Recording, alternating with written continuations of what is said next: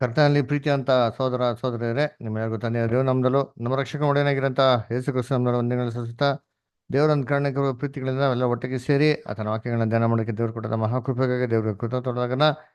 ಕಳೆದ ಅನೇಕ ವಾರಗಳಿಂದ ನಾವು ನಮ್ಮ ಸೋದರ ಬರೆದಂಥ 5ನೇ ವಾಲ್ಯೂಮ್ ಅದರಲ್ಲಿ ಚಾಪ್ಟರ್ ನಂಬರ್ 11 ಓದ್ತಾ ಇದ್ರಿ. ಪವಿತ್ರ ಬಾಬುಗೆ ಇರುವಂಥ ಅನೇಕ ಭಿನ್ನಾಭಿಪ್ರಾಯಗಳಂತ ಒಂದು ವಾಕ್ಯಗಳು. ಸೊ ಕಳೆದ ವಾರ ನೋಡ್ಬೇಕಾದ್ರೆ ನಾವು ಯಾವ ರೀತಿ ಪವಿತ್ರಾತ್ಮ ಭರಿತವರಾಗಿರಿ ಅಂತ ಆ ಪದದ ಅರ್ಥ ಏನಪ್ಪಾ ಅಂತ ನೋಡಿದ್ರಿ. ಆಮೇಲೆ ಯಾವ ಪ್ರಕಾರ ಪವಿತ್ರಾತ್ಮ ವಿರುದ್ಧವಾಗಿ ಸುಳ್ಳಾಡಬಾರ್ದು ಅಂತ ನೋಡಿದ್ರಿ. ಸೊ ಇದೆಲ್ಲ ಬಂದ್ಬಿಟ್ಟು ಏನ್ರಿ ನೇರವಾಗಿ ಪವಿತ್ರಾತ್ಮ ಒಂದು ವ್ಯಕ್ತಿ ಅಂತಂದ್ಬಿಟ್ಟು ತೋರಿಕೆದಲ್ಲ. ಆದರೆ ದೇವರು ಯಾವ ಮಕ್ಕಳಿಗೆ ಪವಿತ್ರಾತ್ಮ ಕೊಟ್ಟಿರ್ತಾರೋ ಅವರು ವಿರುದ್ಧವಾಗಿ ನಾವೇನಾದ್ರು ಮಾತಾಡಿದವಾಗ ಅಥವಾ ಅವ್ರ ವಿರುದ್ಧವಾಗಿ ನಾವೇನು ಕೆಲಸಗಳನ್ನ ಮಾಡಿದವಾಗ ಅದು ಯಾರ ವಿರುದ್ಧವಾಗಿ ಮಾಡ್ದಂಗೆ ಅಂತ ನೋಡ್ತೀವಿ. ಕ್ರಿಸ್ತನ್ಗೆ ಮತ್ತೆ ದೇವರಿಗೆ ವಿರುದ್ಧವಾಗಿ ಅಂತ ಅಂದ್ಬಿಟ್ಟು ನಾವು ಏನು ಮಾಡ್ತೀವಿ ನೋಡ್ತೀರಿ ಅದರ. ಇದನ್ನ ಈ ವಾರದ ಒಂದು ಸ್ಟಡಿ ಕಂಟಿನ್ಯೂ ಮಾಡೋಣ. ಇಂಗ್ಲೀಷಲ್ಲಿ ಪೇಜ್ ನಂಬರ್ 270, ಕನ್ನಡದಲ್ಲಿ 167. ಯಾರೋ ಸೋದರಿಗಳು ತಮ್ಮ ವಾಲ್ಯೂಮ್ ಇದೆ ಯಾರೋ ಓದಂಗಿದ್ರೆ ಅವರೆಲ್ಲ ಕೈಗಳಿರ್ತಾರೆ, ಅವುಗಳ ಅವಕಾಶಗಳು ಕೊಡೋಕ್ಕೆ ನಮ್ಮ ಅನುಕೂಲ ಆಗ್ಬೋದು.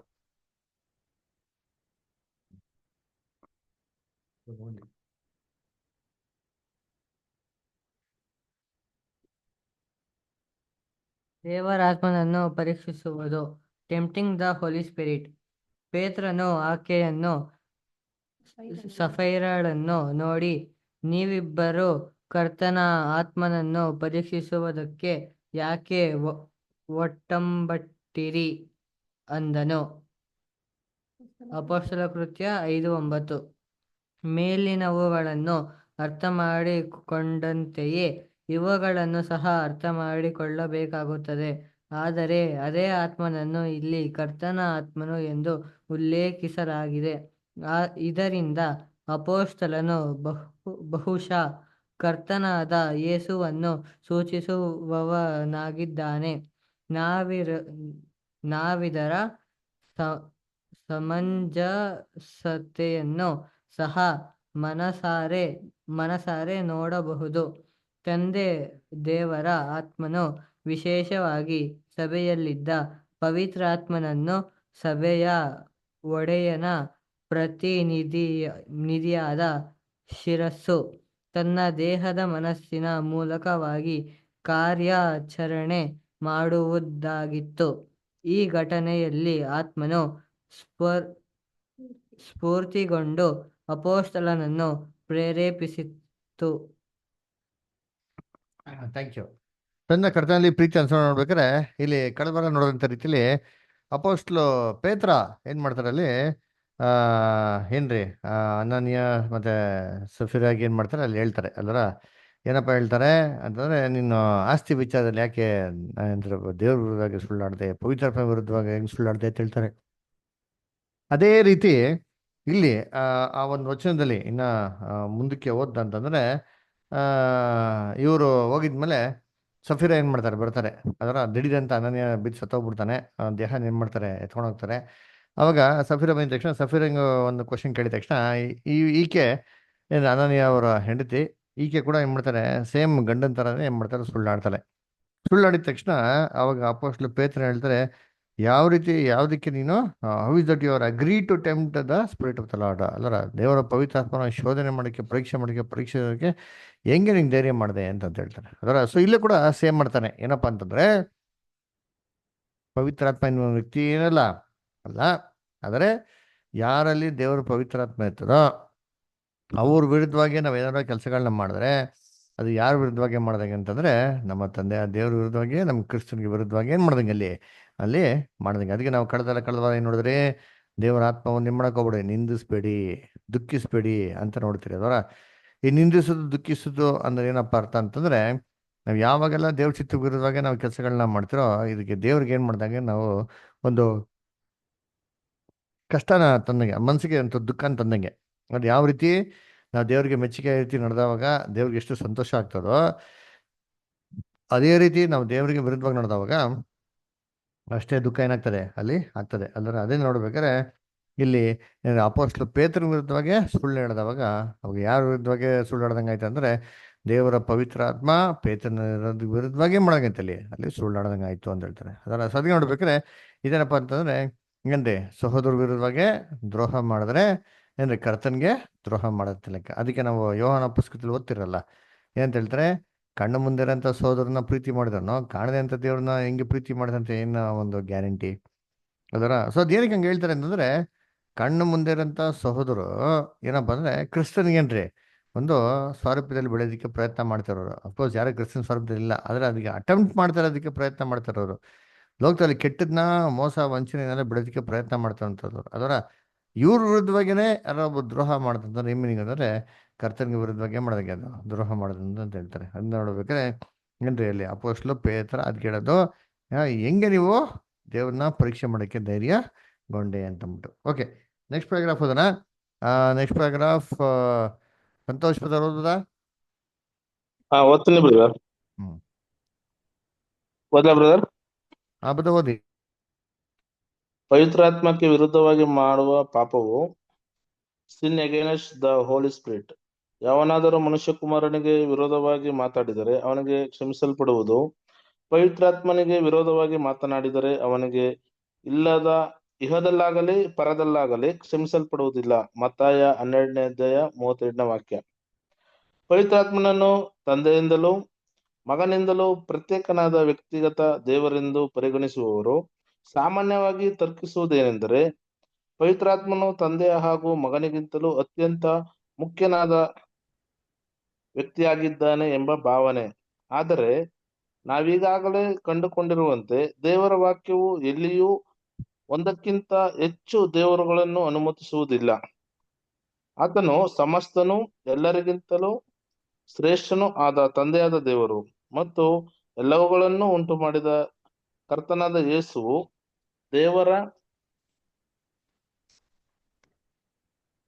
ದೇವರ ನಂತರದವನು, ತಂದೆಯ ಶಕ್ತಿಯಿಂದಲೇ ಆ ಸ್ಥಾನಕ್ಕೆ ಏರಿಸಲ್ಪಟ್ಟವನು ಆಗಿದ್ದಾನೆ. ಪವಿತ್ರಾತ್ಮನು ತಂದೆಯವನು ಮಗನಿಂದಾದವನು ಆಗಿದ್ದಾನೆ. ಆದುದರಿಂದ ಆತನು ಒಬ್ಬ ವ್ಯಕ್ತಿಯಾಗಿದ್ದರೆ ಅವರಿಬ್ಬರಿಗಿಂತ ಮೇಲನ ದರ್ಜೆಯಾದ ಯವನಾಗಿರಲಾರನು. ಆದರೆ ಪವಿತ್ರಾತ್ಮನಿಗೆ ಯಾವುದೇ ವ್ಯಕ್ತಿತ್ವವೂ ಸಂಬಂಧಿಸಿಲ್ಲ ಎಂಬುದನ್ನು ನಾವು ನೋಡಿದ್ದೇವೆ. ನಿಜವಾಗಿಯೂ ಅದು ಒಬ್ಬ ವ್ಯಕ್ತಿಯ ಆತ್ಮವು ಅಥವಾ ಕರ್ತನ ಆತ್ಮವು, ಆತನ ಪ್ರಭಾವವು, ಆತನ ಶಕ್ತಿಯು ಮತ್ತು ಈ ಮಾತಿನ ಅರ್ಥದಲ್ಲಿ ತಾನೇ ಆತನ ಜ್ಞಾನದ, ಗಾಂಭೀರ್ಯದ, ಶಕ್ತಿಯ ಮತ್ತು ಪ್ರೀತಿಯ ಪ್ರತಿನಿಧಿಯಾಗಿದೆ. ಹಾಗಾದಲ್ಲಿ ಈ ವಾಕ್ಯ ಭಾಗವು ಏನನ್ನು ಸೂಚಿಸುತ್ತದೆ ಎಂಬುದನ್ನು ನಾವು ನೋಡೋಣ. Okay brother, thank you brother. ಸದ್ಯ ನೋಡ್ಬೇಕಾದ್ರೆ ಮತ್ತೆ 12:32 ಏನು ಹೇಳ್ತಾರೆ, ನೀವು ಯಾವ್ದು ವಿರುದ್ಧವಾಗಿ ಪಾಪ ಮಾಡಿದ್ರೆ ಏನು ಮಾಡ್ತಾರೆ, ಇಹಲೋಕದಲ್ಲಾಗಲಿ ಬರುವಂಥ ಲೋಕದಲ್ಲಾಗಲಿ ಶಂಸಲ್ಪಡ್ತಾರೆ. ಅದೇ ಪವಿತ್ರಾತ್ಮ ವಿರುದ್ಧವಾಗಿ ಪಾಪ ಮಾಡಿಬಿಟ್ರೆ ಅದು ಯಾವ ಲೋಕದಲ್ಲಿ ಕೂಡ ಶಂಸಲ್ಪಡೋದಿಲ್ಲ ಅಂತ ಹೇಳ್ತಾರೆ. ಈ ಲೋಕನೇ 2ನೇ ಪ್ರಪಂಚದಲ್ಲಿ ಕೂಡ ದೇವ್ರ ಶಂಸಲ್ಲ. ಮುಂದೆ ಬರುವಂಥ ಕ್ರಿಸ್ತನ್ ರಾಜ್ಯದಲ್ಲಿ ಕೂಡ ಯಾರ ಪವಿತ್ರಾತ್ಮ ವಿರುದ್ಧವಾಗಿ ಪಾಪ ಮಾಡಿದ್ರೆ ಅಲ್ಲಿ ಶಂಸೋದಿಲ್ಲ ಅಂತ ಹೇಳ್ತಾರೆ ಅದರ. ಸೊ ಸಾಮಾನ್ಯವಾಗಿ ತ್ರೈಕತ್ವ ಓದೋರು ಏನು ಮಾಡ್ತಾರೆ, ಈ ತತ್ವ ನಂಬೋರು ಈ ಒಂದು ವಾಕ್ಯ ಇಟ್ಕೊಂಡು ಮಾಡ್ತಾರೆ ನೋಡ್ರ, ಪವಿತ್ರಾತ್ಮ ಎಷ್ಟು ಪವರ್ಫುಲ್ ಅಂತಂದರೆ ಅದು ತುಂಬ ವೆರಿ ಇಂಪಾರ್ಟೆಂಟ್. ಇದಕ್ಕೆ ವಿರುದ್ಧವಾಗಿ ನಾವು ತಪ್ಪು ಮಾಡ್ಬಿಟ್ಟು ಅಂದ್ರೆ ಏನೋ ಮಾತಾಡ್ಬಿಟ್ಟು ಅಂತಂದ್ರೆ ದೇವರು ಅದಕ್ಕೆ ಯಾವತ್ತೂ ಕ್ಷಮಾಪಣೆ ಇಲ್ಲ. ಕ್ರಿಸ್ತು ವಿರುದ್ಧವಾಗಿ ಮಾತಾಡೋದೇನಿದೆ, ಕ್ಷಮಾಪಣೆ ಇದೆ. ಅದರ ಇವರು ಏನ್ರೆ ದೇವ್ರ ವಿರುದ್ಧವಾಗಿ ಮಾತಾಡೋದು ಕೂಡ ಎಂತ ಒಂದು ಪಕ್ಷ ಕ್ಷಮಾಪಣೆ, ಅದು ಪವಿತ್ರಾತ್ಮ ವಿರುದ್ಧವಾಗಿ ಮಾತಾಡ್ಬಿಟ್ರೆ ಕ್ಷಮಾಪಣೆ ಇಲ್ಲ. ಹಾಗಾದ್ರೆ ಈ ಒಂದು ಆ್ಯಂಗಲ್ ನೋಡೋಣ ಅಂತಂದ್ರೆ ಹಾಗಾದ್ರೆ 3 ಇದೆಂತಂದ್ರೆ ತಂದೆ ಮಗ ಪವಿತ್ರಾತ್ಮ ಮೂರು ಹೆಂಗೆ ಈಕ್ವಲ್ ಆಗೋದಕ್ಕೆ ಸಾಧ್ಯ ಅಂತ ಒಂದು ಪ್ರಶ್ನೆ ಬರ್ತಾರೆ. ತ್ರೈಕತ್ವ ನಂಬರ್ ಏನು ಹೇಳ್ತಾರೆ, ತಂದೆ ಮಗ ಪವಿತ್ರಾತ್ಮ 3 ಒಂದೇ, 3 ಈಕ್ವಲ್ ಆಗಿದ್ದಾರೆ, 3 ಸಮಾನವಾಗಿದ್ದಾರೆ ಅಂತ ಹೇಳ್ತಾರಲ್ಲ. ಸರಿ, ಸಮಾನವಾಗಿದ್ದರೆ ಇಲ್ಲಾಕೆ ಪವಿತ್ರಾತ್ಮ ವಿರುದ್ಧವಾಗಿ ಮಾಡಿದ್ರೆ ಮಾತ್ರ ಕ್ಷಮಿಸಲ್ಲ, ಬೇರೆ ವಿರುದ್ಧವಾಗೆಲ್ಲ ಮಾಡಿದ್ರೆ ಕ್ರಿಸ್ತನ ವಿರುದ್ಧ ಮಾಡಿ ಕೂಡ ಕ್ಷಮಿಸ್ಬಿಡ್ತಾರೆ. ಅದೇನು ಕೇಳ್ಬೇಕು, ಹಂಗಾದ್ರೆ ಪವಿತ್ರಾತ್ಮ ಎಲ್ಲಕ್ಕಿಂತ ಪವರ್ಫುಲ್ಲಾ ಅಂತ ನೋಡ್ಬೇಕಾದ್ರೆ ಕರ್ತನಲ್ಲಿ ಪ್ರೀತಿ ಅಂತಗಳೇ ಖಂಡಿತವಾಗೂ ಇಲ್ಲ ರೀ. ನಮಗೆಲ್ಲ ಚೆನ್ನಾಗಿ ಗೊತ್ತಿರೋಂಗೆ ನಮ್ಗಿರೋದು ಸತ್ಯ ಒಂದು ವೇದದಲ್ಲಿ ಒಂದೇ ಒಂದು ದೇವರು, ಆಮೇಲೆ ಒಂದೇ ರಕ್ಷಕನು, ಆತನ ರಕ್ಷಕನಂತ ಯೇಸು ಕ್ರಿಸ್ತನೇ. ಆತನ ಮುಖಾಂತರನೇ ನಾವು ಪರಲೋಕಕ್ಕೆ ಹೋಗ್ಬೇಕಾಗಿ, ಮುಖಾಂತರನೇ ದೇವರ ಆಕ್ಸೆಸ್ ಹೋಗ್ಬೇಕು ಹೊರತು ಅವ್ರಿಲ್ದರೆ ನಾವು ಏನೂ ಮಾಡೋದಕ್ಕೆ ಸಾಧ್ಯನೇ ಇಲ್ಲ ಅದರ. ಸೊ ಅದಕ್ಕೆ ಕರ್ತನಲ್ಲಿ ಪ್ರೀತಿ ಅಂತ ಸರೋದಾಗಲೇ ಮತ್ತೆ ಹೆಂಗೆ 3 ಒಂದಾಗೋದಕ್ಕೆ ಸಾಧ್ಯ ಅಲ್ರ. ಇನ್ಫ್ಯಾಕ್ಟ್ ನೋಡ್ಬೇಕಾದ್ರೆ ಈ ವಾಕ್ಯದಲ್ಲಿ 3 ಒಂದಾಗೋದ್ ಬಗ್ಗೆ ಹೇಳ್ತಾನೆ ಇಲ್ಲ, 3 ವ್ಯತ್ಯಾಸವಾಗಿದೆ ಅಂತಾನೆ ಹೇಳ್ತಾ ಇರೋದು ಅದರ. ಪವಿತ್ರಾತ್ಮ seems to be much greater, ಅಲ್ಲ ಸ್ವಲ್ಪ ಉನ್ನತವಾಗಿದೆ ಅಂತ ನಮಗೆ ಅನ್ಸೋ ರೀತಿಲಿ ಏನಾಗಿದೆ ಅಲ್ಲಿ ಇದೆ ಅದರ. ಸತಿ ನೋಡ್ಬೇಕಾದ್ರೆ ಕರ್ತನಲ್ಲಿ ಪ್ರೀತಿ ಅನ್ನೋಗಳೇ ಏನ್ರಿ ಇದು ಏನ್ರಿ ದೇವರ ಒಂದು ಪ್ರಭಾವ, ದೇವರ ಒಂದು ಶಕ್ತಿ. ಅದರ ಈ ಶಕ್ತಿ ಎಲ್ಲದಕ್ಕಿಂತ ಏನಾಗಿದೆ ಅಲ್ಲ, ತುಂಬಾ ಉನ್ನತವಾಗಿದೆ. ಹೇಗೆ ಅಂತಂದ್ಬಿಟ್ಟು ನೆಕ್ಸ್ಟ್ ಪ್ಯಾರಾಗ್ರಾಫಲ್ಲಿ ಹೇಳ್ತಾರೆ. ಯಾಕೆ ಹೇಳಿದ್ರು ಇದನ್ನ ಯಾರಿಗೆ ಹೇಳಿದ್ರು ಯೇಸು ಕ್ರಿಸ್ತು? ಅದನ್ನೆಲ್ಲ ಓದ್ದವಾಗ ಇದು ಅರ್ಥ ನಮ್ಗೆ ಏನಾಗ್ತದೆ ಕ್ಲೀನಾಗೆ ಗೊತ್ತಾಗ್ತದೆ ಅಂತ ಹೇಳ್ತಾರೆ. ಅದಕ್ಕೆ ನೆಕ್ಸ್ಟ್ ಪ್ಯಾರಾಗ್ರಾಫ್ ಓದೋಣ. ನೆಕ್ಸ್ಟ್ ಪ್ಯಾರಾಗ್ರಾಫು ನವಿತಾ ಸಿಸ್ಟರ್ ಓದ್ಬೋದಾ? Okay brother. ಈ ವಾಕ್ಯ ಭಾಗದ ಸನ್ನಿವೇಶದಲ್ಲಿ ನಮ್ಮ ಕರ್ತನಾದ ಯೇಸುವಿಗೆ ತಂದೆಯು ದಯಪಾಲಿಸಿದ ಈ ದೈವಿಕ ಶಕ್ತಿಯನ್ನು ಅಥವಾ ಪವಿತ್ರಾತ್ಮನನ್ನು ಆತನು ಆಗ ತಾನೇ ದೆವ್ವವನ್ನು ಹೊರಹಾಕಲು ಉಪಯೋಗಿಸಿದನು ಎಂಬುದನ್ನು ನಾವು ಗಮನಿಸುತ್ತೇವೆ.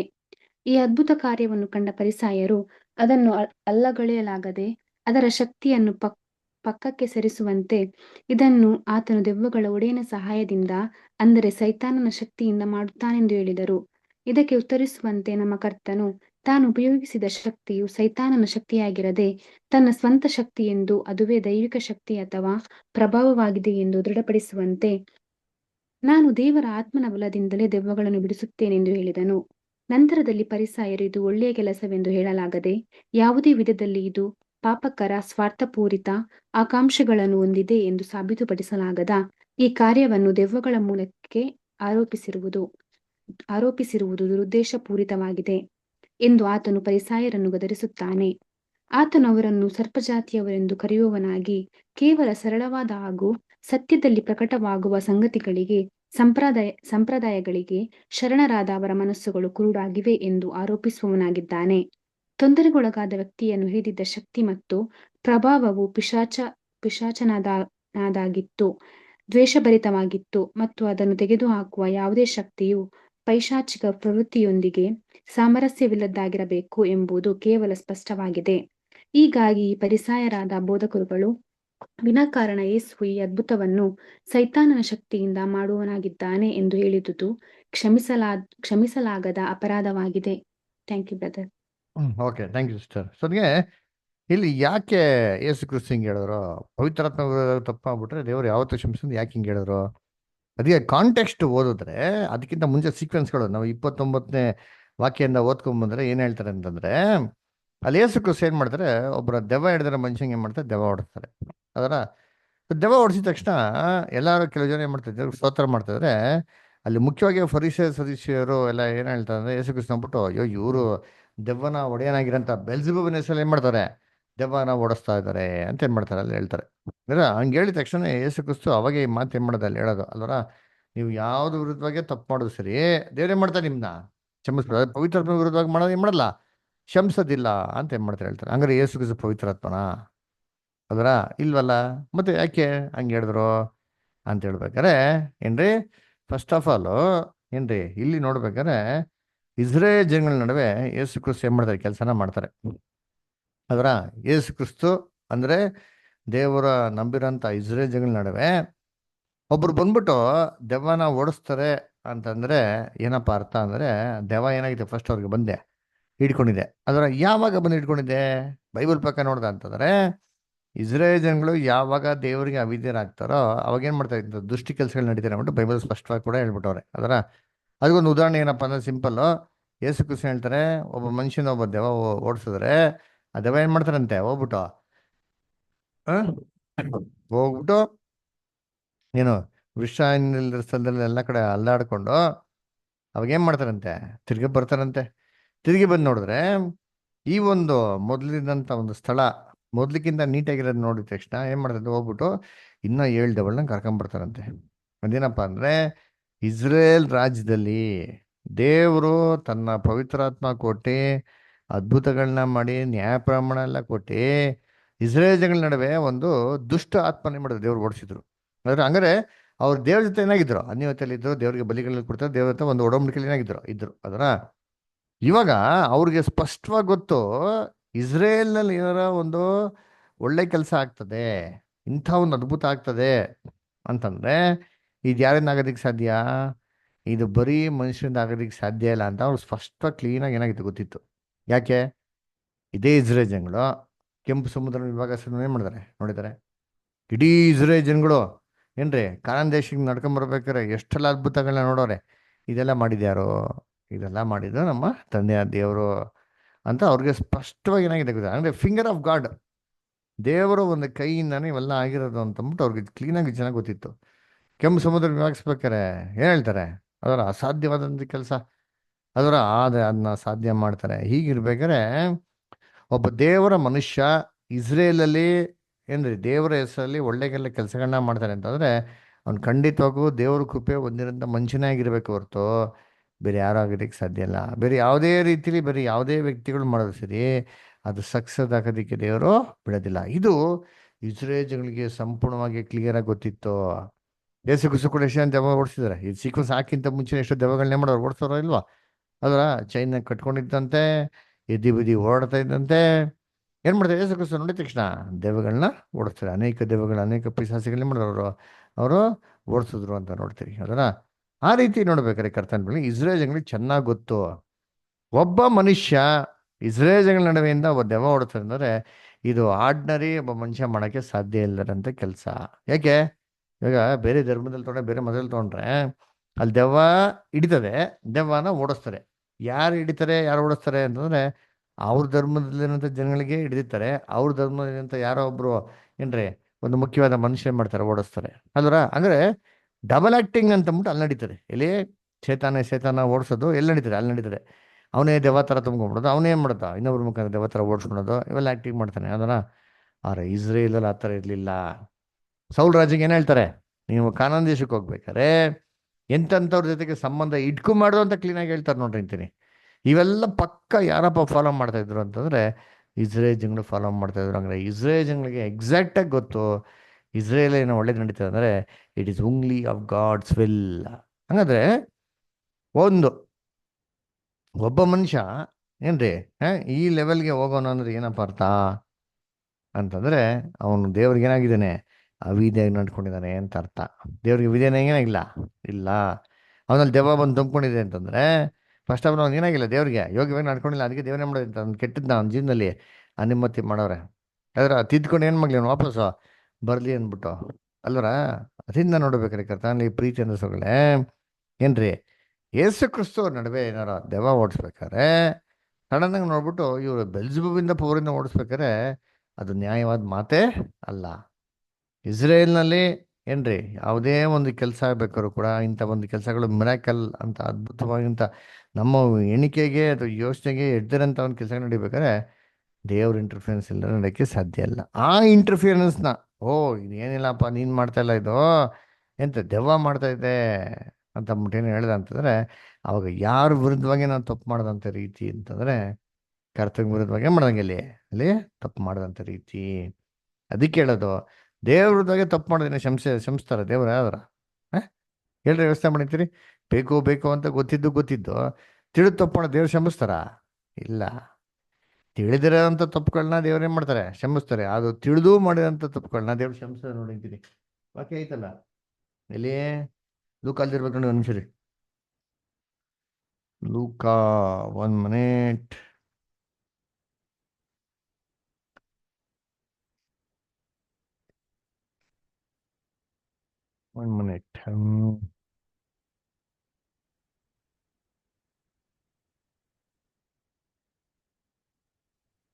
Luca 1 minute. 12:47 ಹೋದ್ರಿ ಯಾರಾದ್ರ? ಲೂಕಾ 12:47-48 ಯಾರೋ ಓದ್ಬೋದಾ? ತನ್ನ ಯಜಮಾನನ ಚಿತ್ತವನ್ನು ತಿಳಿದು ಆಳು ಸಿದ್ಧ ಮಾಡದೆ ಹೋದರೆ ಅಥವಾ ಅವನ ಚಿತ್ತಕ್ಕನುಸಾರವಾಗಿ ನಡೆಯದಿದ್ದರೆ ಅವನು ಬಹಳ ಪೆಟ್ಟು ತಿನ್ನುವನು. ತಿಳಿಯದೆ ಪೆಟ್ಟುಗಳಿಗೆ ಯೋಗ್ಯವಾದದ್ದನ್ನು ನಡೆಸಿದವನು ಸ್ವಲ್ಪ ಪೆಟ್ಟು ತಿನ್ನುವನು. ಯಾವನಿಗೆ ಬಹಳವಾಗಿ ಕೊಟ್ಟಿದೆಯೋ ಅವನ ಕಡೆಯಿಂದ ಬಹಳವಾಗಿ ನಿರೀಕ್ಷಿಸಲ್ಪಡುವುದು. ಇದಲ್ಲದೆ ಯಾವನ ವಶಕ್ಕೆ ಬಹಳವಾಗಿ ಒಪ್ಪಿಸಿದೆಯೋ ಅವನ ಕಡೆಯಿಂದ ಇನ್ನೂ ಹೆಚ್ಚಾಗಿ ಕೇಳುವರು. Very good star. ನೋಡ್ರ ಎಷ್ಟು ಕ್ಲೀನಾಗಿ ಹೇಳ್ತಾರೆ ಇಲ್ಲಿ. ನೋಡ್ರ ಏನೋ ಗೊತ್ತಿಲ್ದರ ತಪ್ಪು ಮಾಡಿದ್ರೆ ದೇವ್ರು ಬಿಟ್ಬಿಡ್ತಾರಾ? ಅದ ಇಲ್ಲ ರೀ. ಗೊತ್ತಿದ್ದು ತಪ್ಪು ಮಾಡಿದ್ರೆ ಅವ್ನಿಗೇನು ಶಿಕ್ಷೆ ಕೊಡ್ತಾರೋ ಅದೇ ತಿಳಿದಿರೋ ಮಾಡೋನ್ಗೂ ಕೂಡ ಏನಿದೆ? ಶಿಕ್ಷೆ ಇದೆ. ಆದರೆ ಆ ಶಿಕ್ಷೆಯ ಗಾತ್ರ ಏನಾಗಿದೆ? ಕಮ್ಮಿ ಇರ್ತಾರೆ ಅಷ್ಟೇ, ಇನ್ನೇನಿಲ್ಲ. ಅದರ ಇವಾಗ ಗೊತ್ತಿದ್ದು ಮಕ್ಳು ತಪ್ಪು ಮಾಡಿದ ಅಪ್ಪ ಅಮ್ಮ ಏನು ಮಾಡ್ತಾರೆ, ಸರಿಯಾಗಿ ಕೊಡ್ತಾರೆ. ಅದರ ಸರಿ ಏನೋ ಮಾಡ್ಬಿಟ್ಟ ಬಿಟ್ಬಿಡೋ ಪರವಾಗಿಲ್ಲ ಅಂತ ಹೇಳ್ತಾರ ಅಂದ್ರೆ ಇಲ್ಲ ರೀ, ಒಂದೊಂದು ಇದ್ಗೂ ಅಲ್ವರ. ಅದಕ್ಕೆ ನೋಡ್ಬೇಕಾದ್ರೆ ಕರ್ತನಲ್ಲಿ ಪ್ರೀತಿ ಅಂತ ಸೊರಸಗಳೇ ಏನ್ರಿ, ಇಸ್ರೇಲಲ್ಲಿ ಏನಾಗಿತ್ತು, ಇಸ್ರೇಲ್ಗಳಿಗೆ ಸ್ಪಷ್ಟವಾಗಿ ಗೊತ್ತಿತ್ತು ಮಾಡ್ತಾರೆ ಅದು ರಾಂಗ್. ಗೊತ್ತಿಲ್ದಿರ ಮಾಡ್ಬಿಟ್ರು, ಏನೋ ಗೊತ್ತೇ ಇಲ್ಲ ಯೇಸು ಕ್ರಿಸ್ತು ಹಂಗೆ ಹೇಳ್ಬಿಟ್ರು ಅಂತಾನ. ಯೇಸು ಕ್ರಿಸ್ತು ಎಷ್ಟು ಅದ್ಭುತ ಮಾಡೋರೆ ಅದರ, ಏನ್ರಿ ಊರೇ ಬಗಲತ್ತೇನಾಗಿದೆ ನಿಂತಿದ್ರಂತೆ ಅದರ. 4,000 ಜನಕ್ಕೆ 5,000 ಜನಕ್ಕೆ ಏನು ಮಾಡೋರು, ಊಟ ಕೊಟ್ಟವ್ರೆ. ಭಯಂಕರವಾಗಿರೋಂಥ ಲೆವೆಲ್ ಇದ್ದೋ ಅಲ್ಲ ಯೇಸು ಕ್ರಿಸ್ತು ಮಾಡೋಂಥ ಅದ್ಭುತಗಳು ಯಾರು ಇಮ್ಯಾಜಿನೇ ಮಾಡಿಲ್ಲ. ಸತ್ತವ್ರು ಎದ್ದಿಂದ್ಕೊಂಬಿಡೋರು, ಕಣ್ಣಿಲ್ದ ಕಣ್ಣು ಬಂದ್ಬಿಡೋದು, ಕಿವಿಲ್ದಿರಂಗೆ ಕಿವಿ ಬರೋದು, ಈ ಥರ ಎಲ್ಲ ಕ್ರಿಸ್ತನೇ ಮಾಡೋರೆ ಅದರ. ಇದು ನೋಡವ್ರೆ, ನೋಡ್ಬಿಟ್ಟು ಎಷ್ಟೋ ಜನ ದೇವ್ರಿಗೆ ಏನು ಮಾಡೋರು, ಸ್ತೋತ್ರ ಮಾಡಿ ಅಪ್ರಿಷಿಯೇಟ್ ಮಾಡಿ ದೇವರಿಗೆ ಸಲ್ಲಿಸ್ಬೇಕಂತ ಯಜ್ಞಗಳ ಸಲ್ಲಿಸು ಅಂತ ಏನು ಮಾಡ್ತಾರೆ ಹೇಳ್ತಾರಲ್ಲ ಇಲ್ಲಿ ಅಂತ ಒಂದು ಯೇಸು ಕ್ರಿಸ್ತು ಮಾಡೋಂಥ ಅದ್ಭುತ ಸಂದರ್ಭಗಳಲ್ಲಿ ಅಲ್ದ್ರ. ಸೊ ಕರ್ತನಲ್ಲಿ ಪ್ರೀತಿ ಅಂತ ಸ್ವರ್ಗಳೇ ಇವೆಲ್ಲ ನೋಡ್ಬಿಟ್ಟು ಸಡನ್ನಾಗಿ ಯೇಸು ಕ್ರಿಸ್ತು ಒಂದು ಅದ್ಭುತ ಮಾಡಿದ ತಕ್ಷಣ ಇದು ದೆವ್ವದಿಂದ ಅಂತ ಹೇಳೋದು ಏನು ನ್ಯಾಯ ಅಲ್ವರ. ಹಂಗಾರೆ ಏನು ಮೀನಿಂಗ್ ಅಂದರೆ, ಈ ಒಂದು ವ್ಯಕ್ತಿ ಯಾರನ್ನ ಆ ಪದನ ಪ್ರಯೋಗಿಸಿದ್ರೋ ಅವ್ರು ಬೇಕು ಅಂತ ಏನು ಮಾಡ್ತಾವ್ರೆ, ಯೇಸು ಕ್ರಿಸ್ತನ ಅಕ್ಯೂಸ್ ಮಾಡ್ತಾ ಇದ್ದಾರೆ. ಅದಕ್ಕೆ ಹೇಳೋದು, ಇದಕ್ಕೆ ಬೇಕು ಅಂತ ತಪ್ಪು ಮಾಡಿದ್ರೆ ಏನಂತ ಅಲ್ಲಿ ಏನು ನೋಡಿದ್ರಿ ಲೂಕದಲ್ಲಿ, ದಂಡನೆ ಜಾಸ್ತಿ. ಎಲ್ಲ ಕಮ್ಮಿ ಮಾಡಿಬಿಟ್ರೆ ದಂಡನೆ ಇಲ್ಲ ಅಂತಿಲ್ಲ ರೀ ಅದರ. ಅದಕ್ಕೆ ದೊಡ್ಡ ಪಾಪ ಚಿಕ್ಕ ಪಾಪ ಅಂತ ಏನಿಲ್ಲ, ದೇವ್ರ ಲೆಕ್ಕದಲ್ಲೆಲ್ಲ ಒಂದೇ ರೀ. ಚಿಕ್ಕರ ಹೆಸರಿ ದೊಡ್ಡದ ಹೆಸರು ಈಕ್ವಲ್. ಏನೇ ತಪ್ಪು ಮಾಡಿ let it be very small mistake also ಅಲ್ವರ, ಅದಕ್ಕೆ ದೇವ್ರು ಕೊಡೋಂಥ ಪ್ರತಿಫಲ ದಂಡನೆ ಏನ್ರಿ, ಪಾಪ ಕೊಡೋಂಥ ಸಂಬಳ ಮರಣನೆ. ಅದೇ ನೋಡ್ಬೇಕಾರೆ ಏನ್ರಿ ಕರ್ತನಲ್ಲಿ ಪ್ರೀತಿ ಅನ್ನೋಗಳೇ ಇದನ್ನ ಬಂದ್ಬಿಟ್ಟು ಏನ್ರಿ ಇದು ದೇವರ ಒಂದು ಏನ್ರಿ ಯೋಜನೆ. ಆ ದೇವರ ಯೋಜನೆಯಲ್ಲೇ ದೇವ್ರು ಈ ಥರ ಒಂದು ಸೀಕ್ವೆನ್ಸ್ ಬರಬೇಕಿತ್ತು, ಒಂದು ಸಿಚುವೇಶನ್ ಬರಬೇಕು ಅಂತ ಏನು ಮಾಡ್ತಾರೆ ಅಲ್ಲಿ ಮಾಡ್ತಾರೆ. ಯಾಕಂದರೆ ಇದ್ರ ಮುಖಾಂತರ ಕ್ರಿಸ್ತನ್ನು ಏನಪ್ಪ ನೋಡ್ಸಿದ್ರು ಅಂದರೆ ಸೇತನ್ನ ಅತಿ ಶೀಘ್ರದಲ್ಲಿ ದೇವರು ಕಟ್ಟಾಕ್ತಾರೆ ಅಂತ ಏನು ಮಾಡೋದು ಅಲ್ಲಿ ನೋಡ್ಸಿದ್ರು. ಯಾರ ಯೇಸು ಕ್ರಿಸ್ತ ಏನು ಮಾಡಿದ್ರು, ಈ ದೆವ್ವಗಳು ಹಿಡಿದ್ರಲ್ಲ, ದೆವ್ವ ಓಡಿಸೋರಲ್ಲ, ಅದು ಸೇತಾನ್ಗೇನಪ್ಪ ಡೆಮಾನ್ಸ್ಟ್ರೇಷನ್ ಅಂತಂದರೆ ಇದೇ ಥರ ನೀನು ಮಾಡ್ತೀನಿ ಓಡಿಸ್ತೀನಿ ಅಲ್ವರ. ಅದೇ ನೋಡ್ಬೇಕಾರೆ ಏನ್ರಿ ನೆಕ್ಸ್ಟ್ ಪ್ಯಾರಾಗ್ರಾಫ್ ನೆಕ್ಸ್ಟ್ ಪ್ಯಾರಾಗ್ರಾಫು ಯಾರು ಯಾರು ಕೈ ಎತ್ತಿದ್ದು, ಇನ್ನೊಬ್ರು ಯಾರು ಎತ್ತಿದ್ರ ಕೈನ, ಯಾರು ಓದ್ತೀರಾ ಬ್ರದರ್ ಸಿಸ್ಟರ್ಸ್?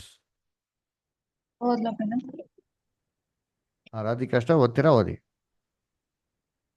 ನಮ್ಮ ಕರ್ತನು ಮುಂದುವರೆದು, ಅವರುಗಳು ಉದ್ದೇಶಪೂರ್ವಕವಾಗಿ ಯೆಹೋವನ ದೇವದೂಷಣೆ ಮಾಡದೇ ಹೋದಾಗ್ಯೂ ಅಥವಾ ಆತನನ್ನೇ ವಿಶಿಷ್ಟವಾಗಿ ದೂಷಣೆ ಮಾಡಿದ್ದಾಗ್ಯೂ ಅವರುಗಳು ಆತನಲ್ಲಿ ಕಾರ್ಯವೆಸಗಿದ ಪವಿತ್ರವಾದ ಶಕ್ತಿಯನ್ನು ಅಥವಾ ಆತ್ಮನನ್ನು ದೂಷಿಸುವವರಾಗಿದ್ದಾರೆ ಎಂಬುದನ್ನು ಅವರ ಗಮನಕ್ಕೆ ತಂದನು.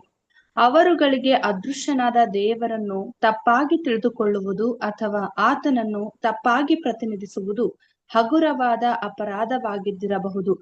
ಕರ್ತನಾದ ಯೇಸುವಿನ ಬಗ್ಗೆ ಕೆಟ್ಟದ್ದಾಗಿ ಮಾತನಾಡುವುದು ಮತ್ತು ಆತನ ಉದ್ದೇಶಗಳನ್ನು ತಪ್ಪಾಗಿ ಅರ್ಥೈಸಿಕೊಳ್ಳುವುದು ಆತನು ಸಿಂಹಾಸನವೊಂದನ್ನು ಅಪಹರಿಸಲು ಹಾಗೂ ಅಧಿಕಾರವನ್ನು ಪಡೆದುಕೊಂಡು ತನ್ನನ್ನು ಹೆಚ್ಚಿಸಿಕೊಳ್ಳಲು ಪ್ರಯತ್ನಿಸುತ್ತಿದ್ದಾನೆ ಎಂದು ಆತನ ಮೇಲೆ ಇಲ್ಲ ಸಲ್ಲದ ಅಪವಾದ ಹೊರಿಸುವುದು, ಆತನ ಉದ್ದೇಶಗಳನ್ನು ಅವರ ಸ್ವಂತ ಸ್ವಾರ್ಥಭರಿತ ಆಕಾಂಕ್ಷೆ ಮತ್ತು ಹೆಮ್ಮೆಯಿಂದ ಅಳೆಯುವುದು, ಇವುಗಳು ಸಹ ಅವರಿಗೆ ತುಲನಾತ್ಮಕವಾಗಿ ಲಘುವಾದ ಅಪರಾಧಗಳೆಂದು ತೋರಬಹುದು.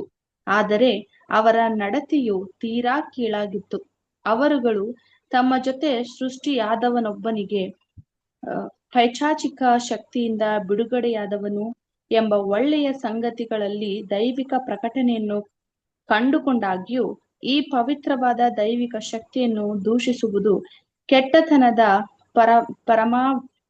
ಪರಮಾವಧಿಯಾಗಿದೆ ಮತ್ತು ಅದರಿಂದ ಅವರ ಹೃದಯಗಳಲ್ಲಿ ಆಳವಾಗಿ ತುಂಬಿರುವ ದ್ವೇಷ, ಹಗೆತನ ಮತ್ತಿತರ ಅಪರಾಧಗಳು ಸ್ಪಷ್ಟವಾಗಿ ಅರ್ಥವಾಗುತ್ತವೆ ಎಂಬುದು.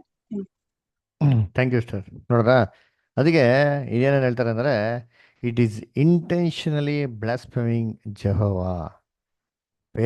ಬೇಕು ಅಂತಾನೆ ಏನು ಮಾಡಿದ್ದಲ್ಲಿ ಏನು ಮಾಡಿರ್ತಾರೆ ಆಡಿದ್ದು ಅಂತ ಹೇಳ್ತಾರೆ. ನಾವು ಅದಕ್ಕೆ ಪಾಸ್ ಓವರ್ ದಿನ ಸಬ್ಜೆಕ್ಟ್ ನೋಡೋದಲ್ಲ, ಅದರ ಯೇಸು ಕ್ರಿಸ್ತನ ಏನಕ್ಕೆ ದ್ವೇಷಿಸಿದ್ರು ಅಂತ ಅಂದ್ಬಿಟ್ಟು ಕಾರಣಗಳು ಹೆಚ್ಚಿಗೆ ಬಂದು 8 ಕಾರಣಗಳು ನೋಡಿರಿ.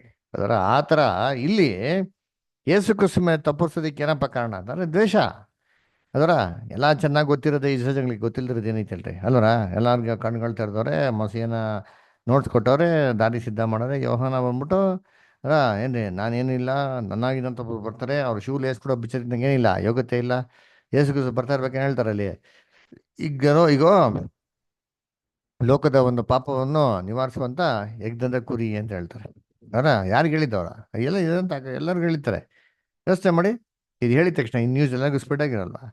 ಯೇಸು ಕ್ರಿಸ್ತ ಈ ಥರ ಒಂದು ಮಿನಿಸ್ಟ್ರಿಗಳನ್ನ ಶುರು ಮಾಡಿರಲ್ಲ, ಎಲ್ಲ ಕಡೆ ಒಂದು ಆಕ್ಟಿವಿಟೀಸ್ಗಳನ್ನ ಮಾಡಿರಲ್ಲ, ಇದನ್ನೆಲ್ಲ ನೋಡಿರಲ್ಲ ಅವರೆಲ್ಲ. ಅವ್ರು ನೋಡುವಾಗ ಯೋಹಾನನ ಮಾತು ಏನಾಗಿತ್ತು ಅವ್ರಿಗೆ ಜ್ಞಾಪಕ ಬಂದಿರ್ತಾರ ಇಲ್ವಾ? ಬಂದಿರ್ತಾರೆ, ಅವರಪ್ಪ ದೇವ್ರ ನಿಜವಾದ ದೇವರ ಮಸಿ ಅಂತಂದ್ಬಿಟ್ಟು. ಹಂಗಿರ್ಬೇಕಾದ್ರೆ ಇವೆಲ್ಲ ಗೊತ್ತಿತ್ತು ಏನ್ರಿ ಇವ್ರದ್ದು ತಪ್ಪು ಮಾಡ್ತೀರಿ ಅಂತಂದ್ರೆ ಅದು ಬೇಕು ಅಂದ ತಪ್ಪು ಮಾಡ್ದಂಗೆ. ಏನು ಹೇಳ್ತೀರಿ ಅವಾಗ ನೋಡಿದ್ರೆ ಲೋಕಲ್ ಏನಂತಾರೆ, ಬೇಕು ಅಂತ ನಾವು ತಪ್ಪು ಮಾಡಿದ್ರೆ ನಮಗೆ ಶಿಕ್ಷೆ ಉಂಟು. ಅದರ ಆಕಸ್ಮಿಕ ಮಾಡಿಬಿಟ್ಟೆ ಅಂತಂದ್ಬಿಟ್ಟು ಹೇಳ್ಬಿಟ್ರೆ ಏನು ಶಿಕ್ಷೆ ಕೊಡೋದು ಅಂದ್ರೆ ಇಲ್ಲ ರೀ. ಶಿಕ್ಷೆ ಕೊಡಿದ್ರೆ ಸ್ವಲ್ಪ ಪೆಟ್ಟು ಜಾಸ್ತಿ ಪೆಟ್ಟು. ಅದರ ಅಷ್ಟು ನೋಡ್ಬೇಕ್ರೆ ಯಾವ ಪೆಟ್ಟು ನಾವು ತಿನ್ಬೇಕು ಏನ್ರಿ ಅಲ್ಲರ. ಅದೇ ಯಹೂದ್ಯರಿಗೆ ಬಹಳ ಪೆಟ್ಟು ಕೊಟ್ಟರು. 70ನೇ ಶತಮಾನದಲ್ಲಿ ಇಸ್ರೇಲ್ ಮಾಡಾಕ್ಬಿಟ್ಟು ದೇವರು ಛಿದ್ರ ಹಾಕ್ಬಿಟ್ರು ಅಲ್ವರ.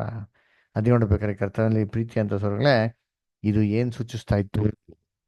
ಇಸ್ರೇಲ ಮೊಂಡುತನ, ಅದರ ಹಠಮಾರಿತನ, ಯಾವುದೇ ಕಾರಣಕ್ಕೂ ಯಾವ ವಿಚಾರಕ್ಕೂ ಬಗ್ದಿರಂತ ಒಂದು ಕ್ಯಾರೆಕ್ಟರ್ ಯಾಕಪ್ಪ ಇತ್ತು ಅಂದರೆ ಇಸ್ರೇಲ್. ಅದಕ್ಕೆ ಬೈಬಲ್ ಹೇಳ್ಬೇಕು ಹೇಳ್ತಾರೆ, ಯು ಸ್ಟಿಫ್ ನೆಕ್ ಪೀಪಲ್ ಅಂತ ಏನು ಮಾಡ್ತಾರೆ ಹೇಳೋದನ್ನ ನಾವು ಏನು ಮಾಡ್ತೀವಿ ಎಷ್ಟೋ ಪ್ರಾಫೆಸಲ್ಲಿ ಏನು ಮಾಡಿದ್ರೆ ಓದಿದ್ದೀರಿ.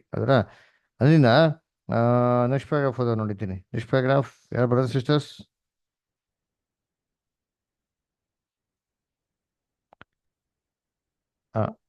ಅದು ಇಷ್ಟ ಓದ್ತಿರೋದು. ಅವರುಗಳು ತಮ್ಮಲ್ಲಿನ ಅಜ್ಞಾನ ಮತ್ತು ಕುರುಡುತನದಿಂದ ಆತನನ್ನು, ಆತನ ಕಾರ್ಯಗಳನ್ನು ಮತ್ತು ಪ್ರಯತ್ನಗಳನ್ನು ತಪ್ಪಾಗಿ ಅರ್ಥೈಸಿರಬಹುದೆಂದು ನಮ್ಮ ಕರ್ತನು ಅವರ ಗಮನಕ್ಕೆ ತಂದನು.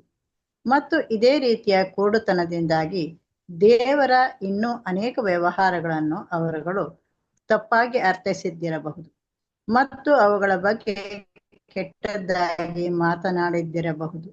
ಆದರೆ ಒಮ್ಮೆ ಅವರು ದೇವರ ಶಕ್ತಿಯು ಕೆಡಕನ ಶಕ್ತಿಗೆ ತದ್ವಿರುದ್ಧವಾದುದೆಂದು ಪ್ರತ್ಯಕ್ಷವಾಗಿ ಕಂಡುಕೊಂಡ ಮೇಲೆ ಅವರು ಈ ಬಗ್ಗೆ ಕೆಟ್ಟದ್ದಾಗಿ ಮಾತನಾಡಿದ ಸಂಗತಿಯು ಅವರ ಹೃದಯಗಳು ಸ್ಪಷ್ಟವಾಗಿ ಅತ್ಯಂತ ಅಪವಿತ್ರವಾದ ಸ್ಥಿತಿಯಲ್ಲಿವೆ ಎಂಬ ಅರ್ಥವನ್ನು ನೀಡುವುದಾಗಿದೆ.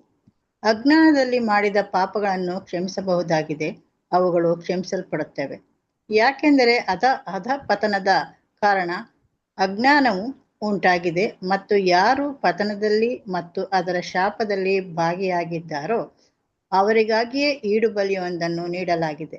ಆದರೆ ದೇವರ ಕೃಪೆಯ ಸ್ಪಷ್ಟವಾದ ಪ್ರಕಟಣೆಯ ವಿರುದ್ಧ ಮಾಡಿದ ಪಾಪವನ್ನು ದೇಹದ ಮತ್ತು ವಂಶಪಾರಂಪರ್ಯದ ಬಲಹೀನತೆಗೆ ಆರೋಪಿಸಲಾಗದು. ಆದರೆ ಅವುಗಳನ್ನು ಇಚ್ಛಾಪೂರ್ವಕವಾದ ಕೆಡಕಿನ ಹೃದಯದ ಪಾಪವೆಂದು ಪರಿಗಣಿಸಲಾಗುವುದು. ಇದನ್ನು ಕ್ಷಮಿಸಲಾಗದು. Thank you sir. ಸೊ ಇದು ಇನ್ನೊಂದೇನಪ್ಪ ಸೂಚಿಸ್ತಾ ಇತ್ತು ಅಂದ್ರೆ ಏನ್ರಿ ಅವರು ಬ್ಲೈಂಡ್ನೆಸ್ ಅದ್ರ ಎಷ್ಟು ಮಟ್ಟಿಗೆ ಕುರುಡುತನ ಆಗಿತ್ತು ಅಂತಂದ್ಬಿಟ್ಟು ಯೇಸು ಕ್ರಿಸ್ತ ಹೇಳ್ತಲ್ಲ, ಕುರುಡನ್ನ ನಡ್ಸೋದ್ ದಾರಿ ನೋಡಿಸಿದ್ರೆ ಇಬ್ರು ಎಲ್ಲಿಗೆ ಬೀಳ್ತಾರೆ, ಇಬ್ರು ಅಲ್ಲಿಗೆ ಬೀಳ್ತಾರೆ. ಅಲ್ಲರ ಆ ರೀತಿ ಏನಾಗಿತ್ತು ಇಸ್ರೇಲ್ ಕಂಡೀಷನ್ ಇತ್ತು. ಆಲ್ರೆಡಿ ಇಸ್ರೇಲ್ ಜನಗಳು ದೇವ್ರ ಪ್ರಮಾಣಗಳನ್ನ ಅರ್ಥ ಮಾಡ್ಕೊಂಡಿದ್ದಲ್ಲಿ ಕುರುಡುತನಕ್ಕೆ ಏನಾಗಿ ಹೋಗಿದ್ರು. ಅವ್ನ ದಾರಿ ನೋಡ್ಸೋದು ಯಾರು? ಅವರು ಕೂಡ ಏನಾಗಿದ್ರು ಒಂದು ಗ್ಯಾಂಗ್ ಆಫ್ ಕುರುಡರ್ಸ್ ಇದ್ರು. ಅದರ ಈ ಕುಡ್ರು ಇಬ್ರು ಹೋಗ್ಬಿಟ್ಟು ಎಲ್ಲಿಗೆ ಬೀಳಂಗಾಯ್ತು ಅಂದ್ರೆ ಹಳ್ಳಿಗೆ ಬೀಳಂಗಾಯ್ತು. ಅದರ ಅದಕ್ಕೆ ನೋಡ್ಬೇಕಾದ್ರೆ ಕರ್ತನಲ್ಲಿ ಪ್ರೀತಿ ಅಂತ ಸೋರ್ಗಳೇ ಏನ್ರಿ ಯೇಸು ಕ್ರಿಸ್ತು ಅವ್ರ ಕುರುಡುತನ ಹೇಗಿದೆ ಅಂತಂದ್ಬಿಟ್ಟು ಇಂಡೈರೆಕ್ಟ್ ಆಗಿ ಏನ್ ಮಾಡಿದ್ರು ಈ ಮಾತು ಮುಖಾಂತರ ಅವ್ರು ತಿಳಿಸ್ಕೊಟ್ರು ಅಂತ ಹೇಳ್ತಾರೆ. ಅದೇ ನೋಡ್ಬೇಕಾರೆ ಏನ್ರಿ ದೇವರ ಒಂದು ಬಲವು ಏನ್ರಿ ಸೇತನಿನ ಒಂದು ಬಲವಿಗೂ ವ್ಯತ್ಯಾಸ ಇದೆ ಅಂತಂದ್ಬಿಟ್ಟು ಯೇಸು ಕ್ರಿಸ್ತ ಏನ್ ಮಾಡಿದ್ರು ಈ ವಾಕ್ಯಗಳ ಮುಖಾಂತರ ನಮ್ಗೆ ಹೇಳ್ಕೊಡ್ತಾರೆ ಅಲ್ವರ. ಅದನ್ನ ನೋಡ್ಬೇಕಾದ್ರೆ ವ್ಯತ್ಯಾಸ ನೋಡ್ಸಿದ್ರು. ಅದರ ಏನಪ್ಪ ಅಲ್ವರ ಪವಿತ್ರಾತ್ಮನ ಏನ್ರಿ ದೇವರು ಒಂದು ಮಾಡಂತ ಇದನ್ನ ಸಾಮಾನ್ಯವಾಗಿರೋಂಥ ಕೆಲ್ಸಕ್ಕೆ ಏನ್ ಮಾಡ್ಬಿಟ್ಟು ಹೋಲಿಸ್ಬಿಟ್ಟಲ್ಲ ಅಂತಂದ್ಬಿಟ್ಟು. ಯಾಕಂದ್ರೆ ಎರಡು ಏನಾಗಿದೆ ಟೋಟಲ್ ಡಿಫ್ರೆಂಟ್ ಮ್ಯಾಟರ್. ಅದನ್ನ ಕರ್ತನಲ್ಲಿ ಪ್ರೀತಿ ಅನ್ಸೋಗ್ಲೆ ಏನ್ರಿ ಏನ್ರಿ since of ignorance may be ಫರ್ಗಿವನ್ will be ಫರ್ಗಿವನ್ men ಅಂತ ಹೇಳ್ತಾರೆ. ಏನ್ರಿ ಇಗ್ನೋರೆನ್ಸ್ ಅಂದ್ರೆ ಗೊತ್ತಿಲ್ದಿರ ಮಾಡ್ಬಿಡೋದು, ಆಕಸ್ಮಿಕವಾಗಿ ಏನ್ರಿ ಬೈ ಮಿಸ್ಟೇಕ್ ನಮಗೆ ಗೊತ್ತಿಲ್ದಿರ ಏನಾಗಿರ್ಬೋದು ಈ ಕೆಲಸಗಳು ಆಗಿರ್ಬೋದು. ಅಂಥದ್ದೆಲ್ಲವನ್ನು ದೇವ್ರೇನು ಮಾಡ್ತಾರೆ ಕ್ಷಮಿಸ ಅಂದರೆ ನಮ್ಮ ಹಾರ್ಟ್ ಇಂಟೆನ್ಷನ್ ನೋಡ್ತಾರೆ. ಹೃದಯದ ಉದ್ದೇಶ ಏನೋ ಆಗಿದೆ. ಹೃದಯದ ಉದ್ದೇಶಗಳೆಲ್ಲ ಕರೆಕ್ಟಾಗಿತ್ತು ಅಂತಂದರೆ ದೇವ್ರೇನು ಮಾಡ್ತಾರೆ, it will take it as good will.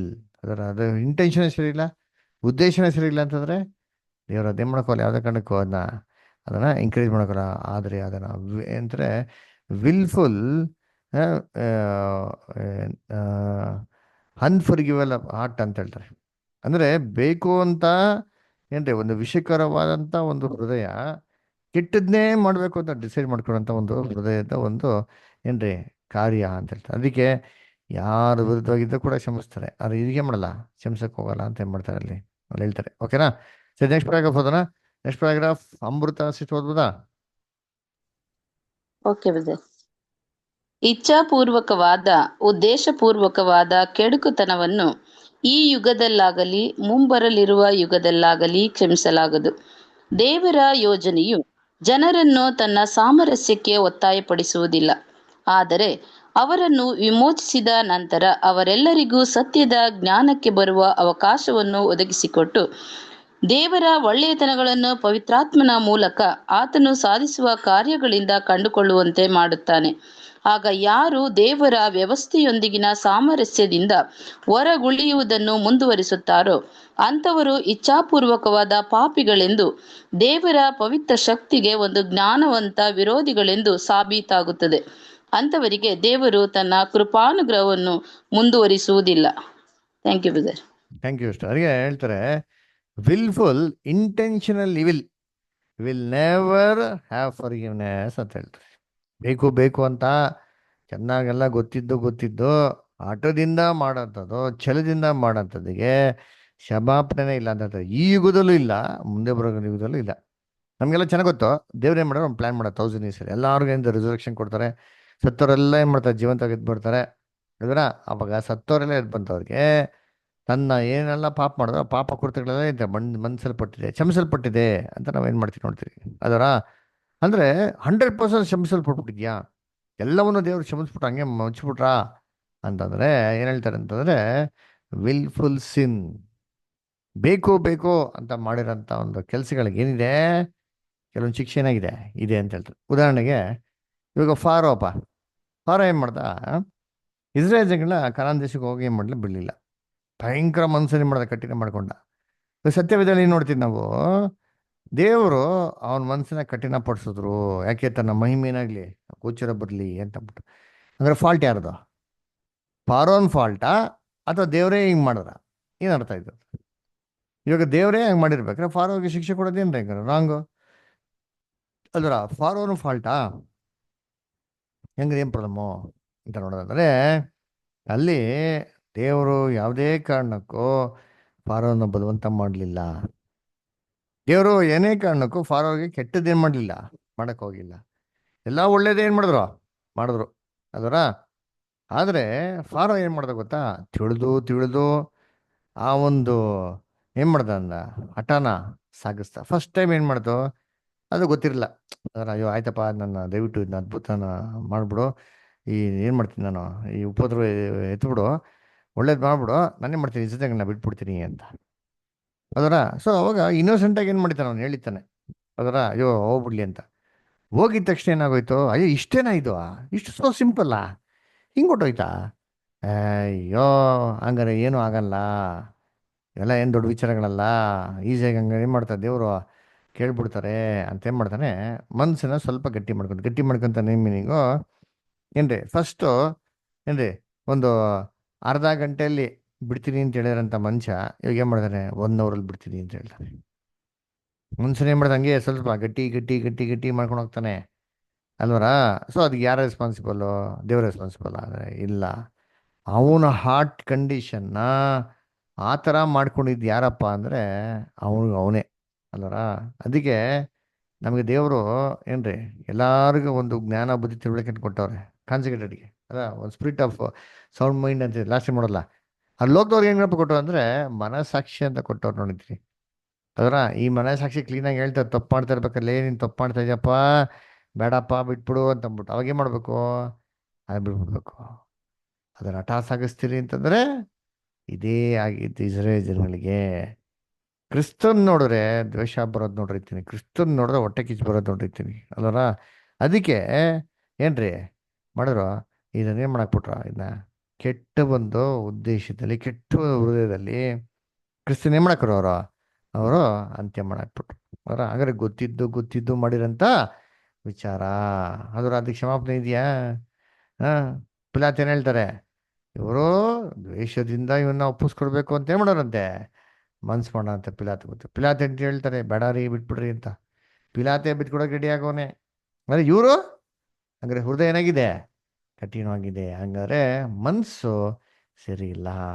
ಯಾವಾಗ ಮನಸ್ಸು ಸರಿ ಇಲ್ವೋ, ಅವ್ರ ಯೋಚನೆಗಳು, ಅವ್ರು ಮಾಡೋಂಥ ಕ್ರಿಯೆಗಳು, ಥಿಂಕ್ ಮಾಡೋಂಥದ್ದು ಎಲ್ಲವೂ ಹೆಂಗಿರ್ತದೆ, ಹಿಂಗೆ ಇರ್ತದೆ. ಅದಕ್ಕೆ ಕ್ರಿಸ್ತನ ಬಂದ್ಬಿಟ್ಟು ಅದ್ಭುತ ಮಾಡ್ಬೇಕಾರೆ ಇದು ಸೇತನಿಂದ ಮಾಡ್ತಾ ಇದೆ ಅಂತ ಹೇಳಿದ್ರೆ ಹೆಂಗಿರ್ತದೆ ಅದು ನ್ಯಾಯವನ್ನ? ಯೇಸು ಕ್ರಿಸ್ತ ಹೇಳ್ತಾರೆ ಪೇತ್ರನಿಗೆ ಇದೇ ಥರ, ನೀನು ನೀನು ಬರ್ಬೇಕಂತ ಕ್ರಿಸ್ತನು ದೇವರ ಐಕ್ಯ ಕುಮಾರನು ಅಂತ ಹೇಳ್ಬೇಕಂತ ಯೇಸು ಕ್ರಿಸ್ತ ಅಂದರು. ಅಯ್ಯೋ ನೀನು ಹೇಳಿಲ್ಲಪ್ಪ, ಪರಲೋಕದ ದೇವ್ರು ಏನು ಮಾಡೋದು ನಿಮ್ಮ ಮುಖಾಂತರ ಹೇಳ್ತಾರೆ. ಹಂಗಾರೆ ಏನಂದರೆ ದೇವ್ರ ಮಕ್ಕಳಲ್ಲಿ ದೇವ್ರ ಇನ್ಫ್ಲೂಯೆನ್ಸ್ ಇರ್ತದೆ. ಇದೇ ಥರ ಲೋಕದ ಮಕ್ಳುಗಳಲ್ಲಿ ಲೋಕದ ಒಂದು ದುರಾತ್ಮನ ಇನ್ಫ್ಲೂಯೆನ್ಸ್ ಏನಾಗಿರ್ತದೆ, ಇರ್ತಾರೆ. ನೋಡಿ ಪೇತ್ರನಿಗೆ ಅಪ್ರಿಷಿಯೇಟ್ ಮಾಡಿ, ಸ್ವಲ್ಪ ಅದು ಕೆಳ ಬಂದ ತಕ್ಷಣ ನೀವು ಯಾವಾಗ ಹಿಂಗೆ ಸಾಯ್ಬಾರ್ದು, ಎಂದಕ್ಕೂ ಹಿಂಗೆ ಆಗೋದಕ್ಕೆ ಬಿಡೋದಿಲ್ಲ ಅಂತ ಅನ್ಬೇಕಾದ್ರೆ ಯೇಸು ಕ್ರಿಸ್ತ ಮಟ್ಟಿಗೆ ಏನ್ರಿ ಓಟಾಡ್ತಾರೆ, ಹಿಂದೆ ಹೋಗು ಸೇತಾನೇ.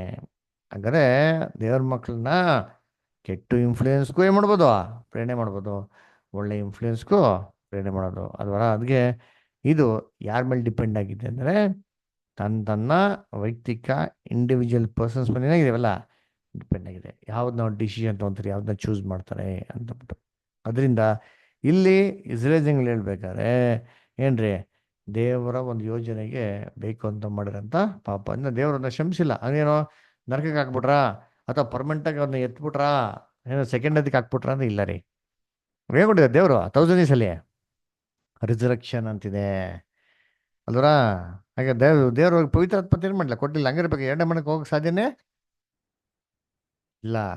ಕ್ರಿಸ್ತನ್ ರಾಜ್ಯದಲ್ಲಿ ಎದ್ದು ಬರ್ತಾರೆ, ಅವಾಗ ಸತ್ಯಾರ್ಥಗಳು ಏನು ಮಾಡ್ತಾರೆ, ಕ್ಲೀನಾಗಿ ಅವರು ತಿಳ್ಕೊತಾರೆ. ಆವಾಗ ತಾವು ಮಾಡಿರೋಂಥ ಮಿಸ್ಟೇಕ್, ಅಯ್ಯೋ ಪವಿತ್ರಾತ್ಮ ವಿರೋಧ ಮಾಡ್ಬಿಟ್ರಲ್ಲ, ಇದಕ್ಕೆ ಕ್ಷಮಾಪಣೆ ಇಲ್ಲ.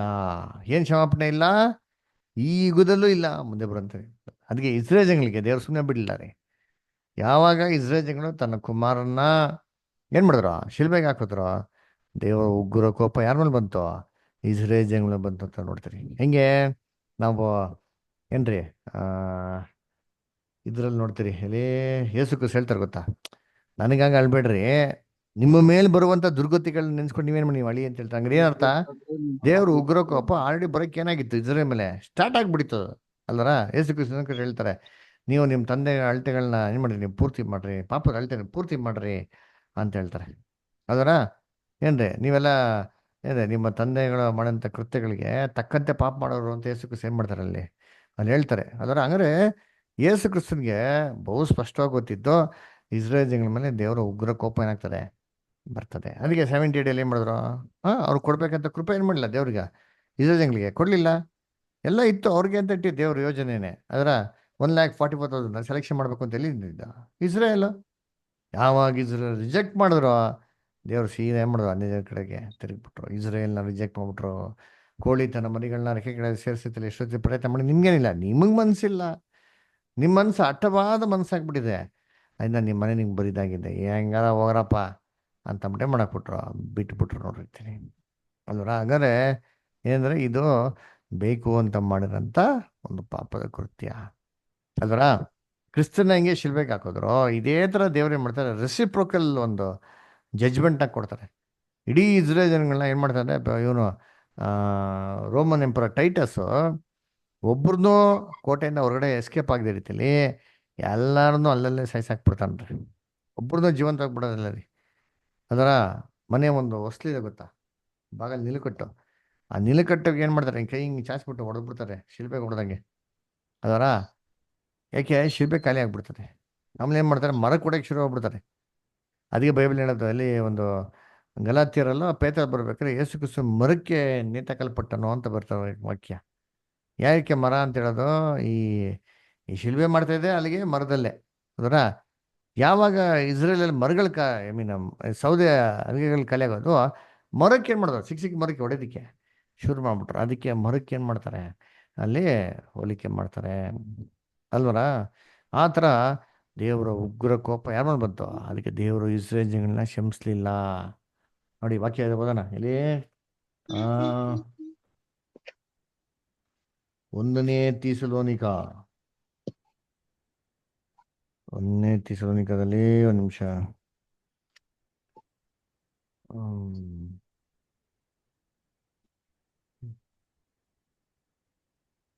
2ನೇ ಅಧ್ಯಾಯ 15-16. ಆ ಯೆಹೂದ್ಯರು ಕರ್ತನಾದ ಯೇಸುವನ್ನು ಪ್ರವಾದಿಗಳನ್ನು ಕೊಂದರು, ನಮ್ಮನ್ನು ಅಟ್ಟಿಬಿಟ್ಟರು. ಅವರು ದೇವರನ್ನು ಮೆಚ್ಚಿಸುವವರಲ್ಲ, ಎಲ್ಲ ಮನುಷ್ಯರಿಗೆ ವಿರೋಧಿಗಳಾಗಿದ್ದಾರೆ. ಅನ್ಯಜನರಿಗೆ ರಕ್ಷಣೆಯಾಗುವಂತೆ ಸುವಾರ್ತೆಯನ್ನು ಹೇಳುವ ನಮಗೆ ಅಡ್ಡಿ ಮಾಡುತ್ತಾರೆ. ಹೀಗೆ ತಮ್ಮ ಪಾಪಕೃತ್ಯಗಳನ್ನು ಎಲ್ಲ ಕಾಲಗಳಲ್ಲಿಯೂ ಪರಿಪೂರ್ಣ ಮಾಡುವುದಕ್ಕೆ ಹೋಗುತ್ತಾರೆ. ಆದರೆ ದೇವರ ಕೋಪವು ಅವರ ಮೇಲೆ ಸಂಪೂರ್ಣವಾಗುತ್ತಾ ಬಂತು. ದೇವರ ಕೋಪವು ಅವ್ರ ಮೇಲೆ ಏನಂತೆ, ಸಂಪೂರ್ಣವಾಗುತ್ತಾ ಬಂತು. ಏನ್ ಮಾಡೋದಂತೆ, ದೇವರ ಕೆಲಸಕ್ಕೆ ಅಡ್ಡಿ ಮಾಡಕ್ಕೆ ಶುರು ಮಾಡೋದಂತೆ.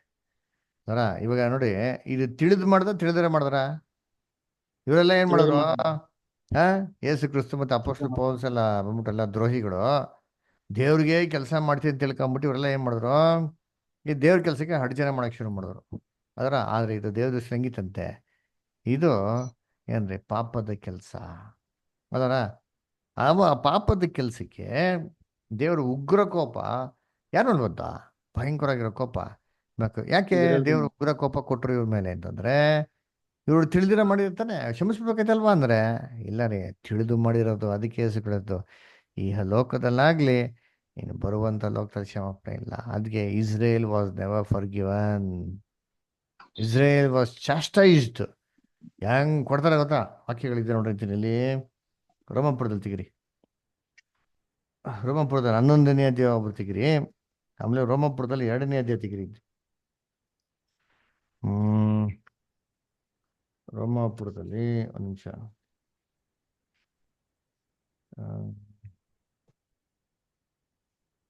2ನೇ ಅಧ್ಯಾಯ 9ನೇ ವಾಕ್ಯ ಹೋದ್ರಿ, 2:9.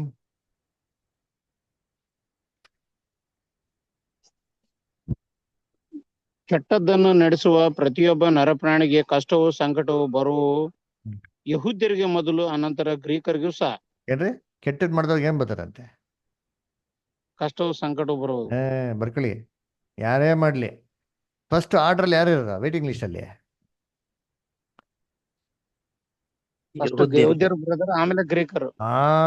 ಯಾಕೆ ಗ್ರೀಕರಿಗೆ ಗೊತ್ತಿಲ್ಲಲ್ಲ, ಇವ್ರಿಗೇನಾಗೈತೆ, ಇವ್ರಿಗೆ ಗೊತ್ತೈತೆ ಧರ್ಮಶಾಸ್ತ್ರ, ಏನ್ ಗೊತ್ತಿಲ್ಲ ಇವರೆಲ್ಲ.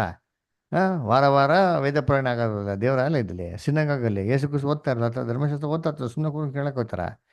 ಗೊತ್ತಿದ್ದು ಅದಕ್ಕೆ ದೇವರು ಅವ್ರಿಗೆ ಏನ್ ಮಾಡ್ತೀನಿ, ಸರಿಯಾಗಿ ಲಾತಗಳು ಫಸ್ಟ್ ಯಹೂದ್ಯರಿಗೆ ಕೊಡೋದು ಅಂತಂತಾರೆ ಅಲ್ದರ. ಅದಕ್ಕೆ ಹೇಳ್ತಾರಲ್ಲ ಆಮೋಸಲ್ಲಿ, ಇಲ್ಲಿ ಆಮೋಸ್ 3:2 ನೋಡಿ, ಆಮೋಸ್ 3:2.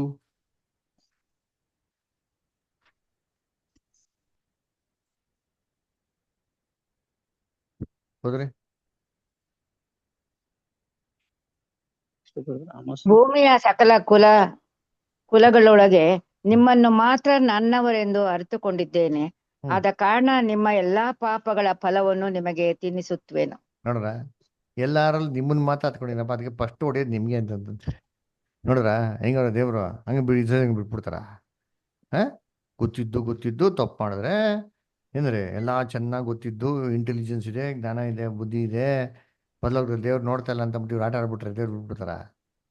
ಏನಂತಂದ್ರೆ ಯೇಸು ಕ್ರಿಸ್ತು ನೋಡಪ್ಪ, ಇವತ್ತು ಕ್ಷಮಾಪಣೆ ಇಲ್ಲ, ಮುಂದೆ ಬರೋದಲ್ಲಿ ಕ್ಷಮಾಪಣೆ ಇಲ್ಲ ಅದರ. ನೋಡಿ ಇನ್ನೊಂದು ವಾಕ್ಯದಲ್ಲಿ ಎರೇಮಿಯಾ, ಒಂದು ನಿಮಿಷ, ಎರೇಮಿಯಾದಲ್ಲಿ 1 ಮಿನಿಟ್, 1 ನಿಮಿಷ.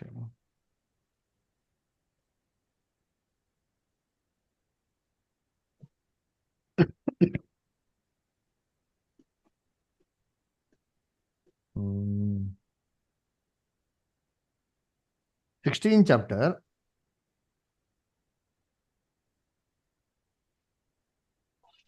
ವರ್ಸ್ 13. 16:13. ನೀವಾಗಲಿ ನಿಮ್ಮ ಪಿತೃಗಳಾಗಲಿ ನೋಡಿದ ದೇಶಕ್ಕೆ ನಿಮ್ಮನ್ನು ಈ ದೇಶದೊಳಗಿಂದ ಎಸೆದು ಬಿಡುವೆನು. ನೋಡದೇ ಅಲ್ಲಿ ದೇಶಕ್ಕೆ, ಕರೆಕ್ಟಾ? ನೋಡದ ದೇಶ. ನೋಡದ ದೇಶಕ್ಕೆ ಅಟ್ಟು ಬಿಡ್ತಾರೆ. ವೆರಿ ಗುಡ್, ಓದಿ ಬಿಡ್ತಾರೆ ಆಮೇಲೆ. ಅಲ್ಲಿ ಹಗಲಿರುಳು ಅನ್ಯ ದೇವತೆಗಳನ್ನು ಸೇವಿಸುವಿರಿ, ನಾನು ನಿಮಗೆ ದಯ ತೋರಿಸೆನು. ದಯ ತೋರಿಸೇನು ಅಂತಲೇ ಮಾಡ್ಕೊಳ್ರಿ ಅಲ್ವರ. ಅದಕ್ಕೆ ಏನಂತ ದೇವರು ಅವ್ರಿಗೆ ದಯೆ ನೋಡಿಸುವಂತೆ, ಕೃಪೆ ನೋಡಿಸಿಲ್ವಂತೆ ಅಲ್ವರ. ಆಮೇಲೆ ನೋಡಿ 17th ವರ್ಸ್ ಅದಲ್ಲೇ ಬರ್ತದೆ. 17 ಮತ್ತು 18 ಬರ್ತದೆ.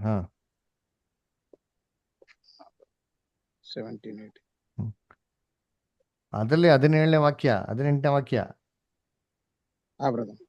ಅವರ ನಡತೆಯನ್ನೆಲ್ಲ ದೃಷ್ಟಿಸ್ತೇನೆ, ಅದು ನನ್ನ ಮುಖಕ್ಕೆ ಮರೆಯಾಗಿಲ್ಲ. ಅವರು ಅಧರ್ಮವು ನನಗೆ ಗುಟ್ಟಲ್ಲ, ಪ್ರತ್ಯಕ್ಷತೆಯಲ್ಲಿ ಇದೆ. ಅವರು ಅಧರ್ಮಕ್ಕೂ ಪಾಪಕ್ಕೂ 2ರಷ್ಟು ಶಿಕ್ಷೆಯನ್ನು ಮೊದಲು ಕೊಡುವೆನು. ನೋಡ್ರ, ಎಲ್ಲ ಅಬ್ಸರ್ವ್ ಮಾಡ್ತಾ ಇದ್ದೀನಿ ನಾನು ಬಿಡೋದೇ ಇಲ್ಲ ಅಂತ ಹೇಳ್ತಾರೆ ಅಲ್ವರ. ಆದ್ರೆ ಫಸ್ಟ್ ಅವ್ರಿಗೆ ಏನ್ ಕೊಡ್ತೀನಿ, ಏನ್ ಕೊಡ್ತಾರಂತೆ? 2ರಷ್ಟು ಶಿಕ್ಷೆ ಕೊಡ್ತೀನಿ. ಜಂಗ್ ಬಿಟ್ಬಿಟ್ರ 2ರಷ್ಟು ಕೊಟ್ಟಾರ ನೋಡ್ರಿ, ಸರಿಯಾಗಿ ಕೊಟ್ಟವ್ರೆ. ನಾವೆಲ್ಲ ಬೇಸಿಕ್ ಕ್ಲಾಸ್ ಇಸ್ರೇಲ್ ಪಾಠದಲ್ಲಿ ಹಿಟ್ಲರ್ ಕಾಲದಲ್ಲಿ ಹೆಂಗ್ ಕೊಟ್ರು, ಹಿಟ್ಲರ್ ಕಾಲದಲ್ಲಿ ಅದರ ಇವಾಗೇನು ಕಮ್ಮಿನಾ? ಎಲ್ಲ ಸಫಿಸ್ಟಿಕೇಟೆಡ್ ಎಕ್ವಿಪ್ಮೆಂಟ್ಸ್ ಇದೆ. ನೆಮ್ಮದಿಯಾಗಿ ಮಲ್ಗಲ್ಲಿ ಯಾರು ನೋಡ್ತೀನಿ ಹುದ್ದೆಯಲ್ಲಿ ಸಮಾಧಾನ ಮಲ್ಗಕ್ಕಾಯ್ತದ? ಯಾವಾಗ ಬಾಂಬ್ ಬರ್ತಾರೋ ಹೇಳೋಕ್ಕಾಗಲ್ಲ. ಆ್ಯಂಟಿ ಸ್ಕಡ್ ಮ್ಯೂಸಿಯಲ್ ಇರೋದು ಸ್ವಲ್ಪ ನೆಮ್ಮದಿಯಾಗಿರ್ಬೋದು. ಆದರೆ ಎಲ್ಲೋದ್ರೂ ಟೆನ್ಷನ್ನಲ್ಲಿ ಯೋಚನೆ ಮಾಡ್ರಿ. ನಮ್ಮ ದೇಶದಲ್ಲಿ ಆ ಥರ ಬಾಂಬ್ ಬಿಡ್ತಾರೆ, ನಾವು ಹೆಂಗಿರ್ತೀರಿ? ಅಲ್ವರ, ಸಮಾಧಾನ ಇರೋಕ್ಕಾಯ್ತದ? ಇನ್ನೊಂದು ಕಡೆ ಓದಿ, ಎಸೆಕಿಯೇಲ್ 20ನೇ ಅಧ್ಯಾಯದಲ್ಲಿ 33. ಎಸೆಕಿಯೇಲ್ 20:33.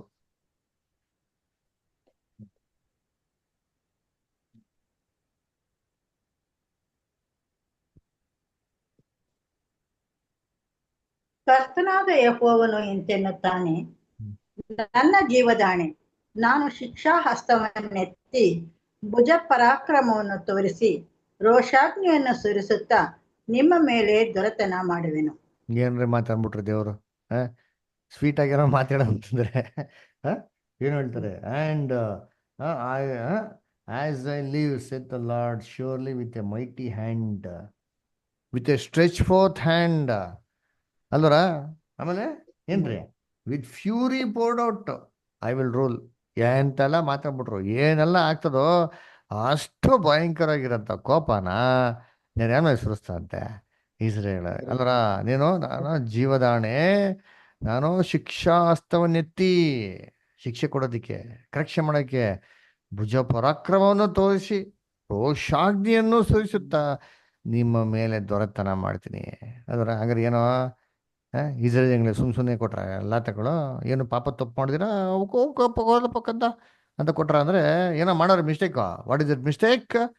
ಗೊತ್ತಿದ್ದು ಮಿಸ್ಟೇಕ್ ಮಾಡೋದು. ಅದಕ್ಕೆ ಒಂದು ಸಾಮ್ಯದಲ್ಲಿ ಯೇಸು ಕ್ರಿಸ್ತ ಹೇಳ್ತಾ ಹೊಂದಿರಿ, ಒಂದು ದ್ರಾಕ್ಷಿ ತೋಟನ ಏನು ಮಾಡಿದಂತೆ ಯಜಮಾನ ಗುತ್ತಿಗೆ ಕೊಟ್ಟಿದ್ದಂತೆ. ಗುತ್ತಿಗೆ ಕೊಟ್ಟಿರ್ಬೇಕಾದ್ರೆ ಆ ಒಂದು ಯಜಮಾನ ಏನು ಮಾಡ್ತಾನೆ, ಫಲಗಳು ತೋಡಂಥ ಸಮಯಕ್ಕೆ ಸೇವಕರನ್ನ ಕಳಿಸಿ, ಹೋಗ್ರಪ್ಪ ಫಲಗಳು ಎತ್ಕೊಂಬರಪ್ಪ ಅಂತಂದರೆ ಆ ಸೇವಕರು ಏನು ಮಾಡ್ತಾರೆ, ಆ ಒಂದು ಏನಂತಾರೆ ಗುತ್ತಿಗೆ ಗೊತ್ತಿರೋರು ಆಳುಗಳು ಏನು ಮಾಡ್ತಾರೆ, ಇವನ್ನ ಹೊಡೆದ್ಬಿಡ್ತಾರೆ. ಅವಾಗ ಏನು ಮಾಡ್ತಾನೆ, ಸರಿ ಆಯಿತು ಇನ್ನೊಂದ್ಸತಿ ಇನ್ನೊಂದು ಆಳುಗಳು ಕಳ್ಸೋಣ, ಅವಾಗಾರ ಮರ್ಯಾದೆ ಕೊಡ್ತಾರೆ ಅಂತ ಏನು ಮಾಡ್ತಾರೆ. 2ನೇ ಸತಿ ಕಳಿಸ್ತಾ, ಅವಾಗ 2ನೇ ಸತಿ ಕೂಡ ಏನು ಮಾಡಿದಿಲ್ಲ ಅವರು ಅದನ್ನ ಕೇರ್ ಮಾಡೋದಿಲ್ಲ. 3ನೇ ಸತಿ ಯಾರನ್ನ ಕಳಿಸ್ಕೊಡ್ತಾರೆ? ಮಗನನ್ನು ಕಳಿಸ್ತಾರೆ. 3ನೇ ಸತಿ ಮಗನ್ ಕಳಿಸ್ತಾರೆ. ಏನಕ್ಕೆ? ಏನು ಉದ್ದೇಶ? ಮಗನ್ನ ಕಳಿಸ್ಕೊಡ್ತಾರೆ. ಇದನ್ಗಾದ್ರೂ ಮರ್ಯಾದೆ ತೋರ್ಸಾರ ಅಂತ ಈತನ್ಗಾರ ಮರ್ಯಾದೆ ಕೊಡ್ತಾರಪ್ಪ, ನೋಡೋಣಪ್ಪ ಅಟ್ಲೀಸ್ಟ್ ಇದಗಾರ ಮಾಡ್ತಾರ ಅಂತ ಕಳ್ಸಿದ್ರೆ ಇವ್ರೇನ್ ನೆನ್ಸ್ಕೊಂತಾರೆ, ಓ ಈಗ ಬಂದ ಇವ್ರು ಯಾರು, ಇವರ ವಾರಸ್ದಾರ, ಇವನ್ನ ಎತ್ಬಿಟ್ರೆ ಆಟೋಮೆಟಿಕ್ ಆಗಿ ಏನಾಗ್ಬಿಡ್ತದೆ, ಈ ಆಸ್ತಿ ಎಲ್ಲ ನಮ್ದಾಗ್ಬಿಡ್ತದೆ ಅಂತ ಏನ್ ಮಾಡ್ತಾರೆ, ಸೀದಾ ಅಂದ್ಬಿಟ್ಟು ಅವನ್ನ ಸಾಯ್ಸಾಕ್ಬಿಡ್ತಾರಂತೆ. ಅದರ ಸಾಯ್ಸಾಕಿದ ತಕ್ಷಣ ಆ ಒಂದು ತೋಟದ ಯಜಮಾನ ಬಂದು ಏನ್ ಮಾಡ್ತಾನೆ, ಎಲ್ಲಿ ಇರ್ತಾರೆ, ಯೇಸು ಕ್ರಿಸ್ತ ಹೇಳ್ತಾರಲ್ಲ, ಹೌದು ಅವ್ರಿಗೆಲ್ಲ ಶಿಕ್ಷೆ ಮಾಡ್ತಾನ ಬಂದು. ಹಾ, ನೋಡಿ ಎಲ್ಲಿ ಬರ್ತದೆ, ಎಲ್ಲಿ ಬರ್ತದೆ ನೋಡಿ ಇದು ವಾಕ್ಯ. ಹಾ, ಲೂಕ 20, ಲೂಕ 20ರಲ್ಲಿ ಆ 20:16. ಲೂಕ 20:16 ಯಾರು?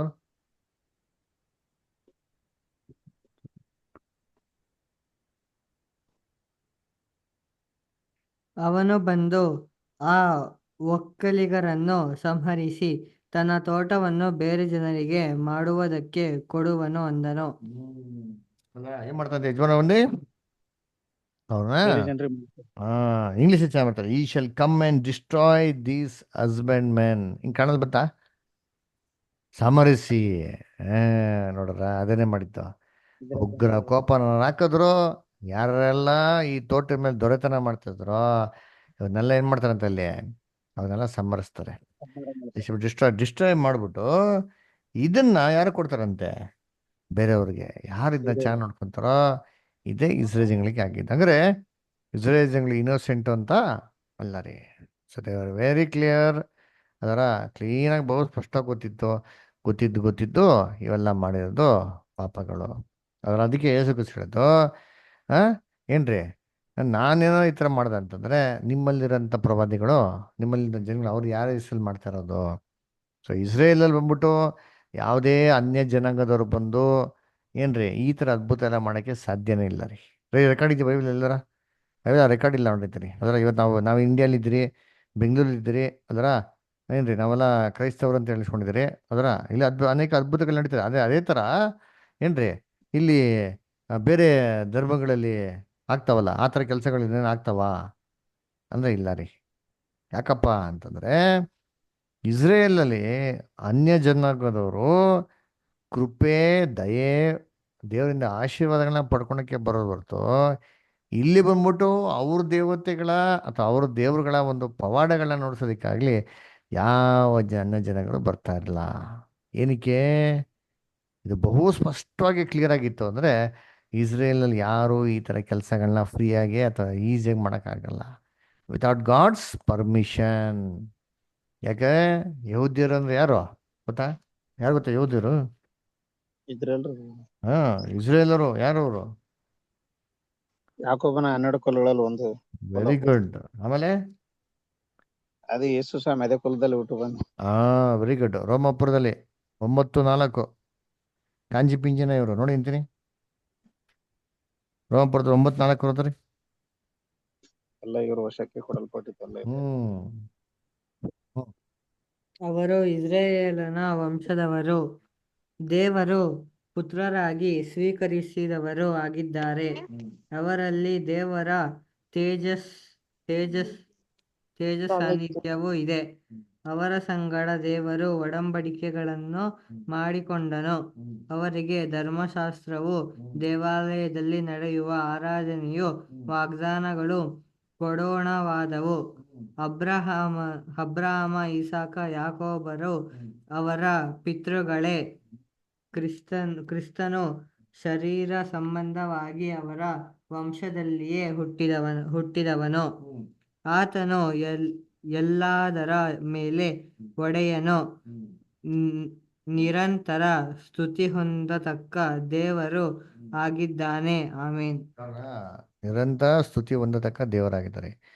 ದೇವರು ಅಂತ ಬರ್ತಾರೆ. ಸ್ಥಿತಿ ಬರ್ತದೆ ಅಲ್ವರ. ಎಲ್ಲ ದೇವರಾದುಕೊಂಡವರು, ದೇವರ ಜನರು, ದೇವರ ಮಕ್ಕಳು, ಇಂಥ ಒಂದು ಜನಗಳ ನಡುವೆ ಯಾರೋ ಅಂದ್ಬಿಟ್ಟು ಬೇರೆ ಧರ್ಮದವರು, ಬೇರೆ ವಿಶ್ವಾಸದಲ್ಲಿರೋರು, ಅನ್ಯ ಜನಾಂಗದವ್ರು ಬಂದು ಅದ್ಭುತ ಮಾಡೋಕ್ಕೆ ಸಾಧ್ಯನಾ? ಅಷ್ಟು ಎಲ್ಲ ಗೊತ್ತಿದ್ದು ಹೆಂಗೆ ಯೇಸು ಕ್ರಿಸ್ತ ನೋಡ್ಬಿಟ್ಟು ನೀನು ದೆವ್ವದಿಂದೇ ಮಾಡ್ತಿದ್ದ ಅಂದ್ಬಿಟ್ರು. ಅದಕ್ಕೆ ಯೇಸು ಕ್ರಿಸ್ತ ಹೇಳಿದ್ರೆ this is not been for given. ಕ್ರಿಸ್ತನ್ ರಾಜ್ಯದಲ್ಲೂ ಕೂಡ ಇದೇ ರೀತಿ ಏನ್ರಿ ಎಲ್ಲ ಸ್ಪಷ್ಟವಾಗಿರ್ತಾರೆ, ಎಲ್ಲ ತುಂಬ ಕ್ಲಿಯರ್ ಆಗಿರ್ತದೆ. ಅದರ ದೇವ್ರ ರಾಜ್ಯದಲ್ಲಿ ಸಿಂಹ ಗಿಮ್ಮ ಎಲ್ಲ ಏನ್ರಿ ಕುಲ್ಲ ಆಗಿರ್ತದೆ, ಹುಲ್ಲು ತಿಂತಾ ಇರ್ತದೆ. ಅದರ ಕಾಯಿಲೆಗಳಿರಲ್ಲ, ರೋಗಗಳಿರಲ್ಲ, ಅದರ ಸಮಾಧಾನವಾಗಿರ್ತಾರೆ, ಯುದ್ಧಗಳಿರಲ್ಲ. ಏನು ಪೀಸ್ಫುಲ್ ಆಗಿರ್ಬೇಕು ಯೋಚನೆ ಮಾಡ್ತೀನಿ. ಎಲ್ಲ ಕಡೆ ಬಂದ್ಬಿಟ್ಟು ಥಿಂಕ್ ಮಾಡಿದ್ದೀನಿ, ಎಲ್ಲ ಊರುಗಳು ಊಟಿ ಇದ್ದಂಗೆ ಇರ್ತದೆ. ಅದರ ಎಲ್ಲ ಊರು ಕಾಶ್ಮೀರ ಇದ್ದಂಗೆ ಇರ್ತಾರೆ, ಎಲ್ಲ ಕಡೆ ಸಮಾಧಾನ ಇರ್ತಾರೆ. ಅವಾಗ ಹೆಂಗಿರ್ತಾರೆ ಜನಗಳು? ಅವಾಗ ಬಂದ್ಬಿಟ್ಟು ಯಾರು ಬಂದ್ಬಿಟ್ಟು ಇವೆಲ್ಲ ಹಂಗೆ ಆಗಿ ಸುಮ್ಮನೆ ಆಗಿದ್ದು, ಇವ್ರು ಅವ್ರು ಮಾಡಿದ್ದು ಇವ್ರು ಮಾಡಿದ್ದು ಅಂತ ಯಾರು ಹೇಳಕ್ ಸಾಧ್ಯನಾ? ಹಾಂ, ಅವಾಗ ಎಲ್ಲ ದೇವರಿಂದನೇ ಆಗಿರೋದು, ಕ್ರಿಸ್ತನಾಗಿರೋದು ಅಂಗೀಕಾರ ಮಾಡಲೇಬೇಕು. ಅವಾಗ ಕೂಡ ಯಾರು ಉಲ್ಟಾ ಸೀದೇನೋ ಮಾತಾಡ್ತೀನಿ ಅಂದರೆ ಅವಾಗೆಲ್ಲ ಕೊಡೋಂಥ ದಂಡನೆ ಏನ್ರಿ? ಅದರ ever lasting punishment, second death. ಅದು ತಿಳಿದು ತಿಳಿದು ಮಾಡೋದು. ಅರೆ ಇಸ್ರೇಲ್ಗಳಿಗೆ ಏನಿದೆ ಇವತ್ತು ಒಂದು ರಕ್ಷಣೆ ಇದೆ. ಯಾಕೆಂದ್ರೆ ಅವ್ರು ತಿಳಿದು ಮಾಡಿದ್ರು ಸರಿ ಏನ್ರಿ, ದೇವರ ಎಣಿಕೆಯಲ್ಲಿ ಏನಾಗಿದ್ದಾರೆ ಅವರು? ಫಸ್ಟ್ ರೋಮನ್ಸ್ 11 ನೋಡಿ ಅಂತೀನಿ. ರೋಮನ್ಸ್ 11:28 ನೋಡಿ. ರೋಮನ್ಸ್ 11:28.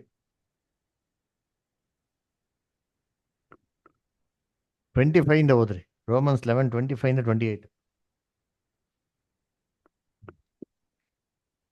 ಸಹೋದರರೇ, ನೀವು ಓದಿ ಓದಿ ಓದಿ ಸರ್. ಸಹೋದರರೇ, ನಿಮ್ಮನ್ನು ನೀವೇ ಬುದ್ಧಿವಂತರೆಂಬುದಾಗಿ ಎಣಿಸಿಕೊಳ್ಳದಂತೆ ಇದುವರೆಗೆ ಗುಪ್ತವಾಗಿದ್ದ ಒಂದು ಸಂಗತಿಯನ್ನು ನಿಮಗೆ ತಿಳಿದಿರಬೇಕೆಂದು ಅಪೇಕ್ಷಿಸುತ್ತೇನೆ. ಅದೇನೆಂದರೆ, ಇಸ್ರಾಯೇಲರಲ್ಲಿ ಒಂದು ಪಾಲು ಜನರಿಗೆ ಉಂಟಾದ ಮೊಂಡತನವು ಯಾವಾಗಲೂ ಇರದೆ ಅನ್ಯ ಜನಗಳ ಸಮುದಾಯವು ದೇವರ ರಾಜ್ಯದಲ್ಲಿ ಸೇರುವ ತನಕ ಮಾತ್ರ ಇರುವುದು. ನೋಡ್ರ, ಆಮೇಲೆ ಇಸ್ರಾಯೇಲ್ ಜನವೆಲ್ಲ ರಕ್ಷಣೆ ಹೊಂದುವುದು. ನೋಡಿ, ಒಂದು ಪಾಲು ಜನಕ್ಕೆ ಮಂಡುತನ ಉಂಟಾಗಿದೆ. ಹಾಗಾದ್ರೆ ಏನು ದೇವ್ರು ಪರ್ಮನೆಂಟ್ ಬಿಟ್ಬಿಟ್ರ ಅಂದ್ರೆ ಇಲ್ಲ. ಆಮೇಲೆ ಹೇಳ್ತಾರೆ ನೆಕ್ಸ್ಟ್ ಮುಂದಕ್ಕೆ ಹೇಳ್ಬೇಕಾರೆ, ಆಮೇಲೆ ಇಸ್ರೇಲ್ ಜನಗಳೆಲ್ಲರೂ ರಕ್ಷಣೆ ಹೊಂದುವರು. ಯಾಕೆ ರಕ್ಷಣೆ ಹೊಂದ್ಬೇಕು? ಅಲ್ಲ, ಮಗನ ಸಾಯ್ಸಾಕ್ಬಿಟ್ರಲ್ಲ, ದೇವ್ರ ನಾಶ ಮಾಡ್ಬಿಡ್ಬೇಕಲ್ಲ, ಕೊಟ್ಬಿಡ್ಬೇಕಲ್ಲ ದಂಡನೆ, ಇನ್ನೊಂದ್ಸರಿ ದೇವ್ರ ಕೃಪೆನೇ ನೋಡ್ಸ್ಬಿಡ್ದಲ್ಲ ಅಂದ್ರೆ ಅಲ್ಲಿ ಹೇಳ್ತಾರೆ ನಿಂತೀನಿ. 28 ಓದಿ, ಕಾರಣ ಹೇಳ್ತಾರೆ ಯಾಕೆ. ಅವರು ಸುವಾರ್ತೆಯನ್ನು ಬೇಡವೆಂದಿದ್ದರಿಂದ ದೇವರು ನಿಮಗೆ ಹಿತವನ್ನು ಉಂಟು ಮಾಡಿ ಅವರನ್ನು ಶತ್ರುಗಳೆಂದೆಣಿಸಿದ್ದಾನೆ. ಆಮೇಲೆ ಆದರೂ ಅವರು ತಾನು ಆರಿಸಿಕೊಂಡ ಅಬ್ರಹಾಮ, ಇಸಾಕ, ಯಾಕೋಬರೆಂಬ ಪಿತೃಗಳ ವಂಶಸ್ಥರಾಗಿರುವುದರಿಂದ ಅವರನ್ನು ಪ್ರಿಯರೆಂದು ಎಣಿಸಿದ್ದಾನೆ.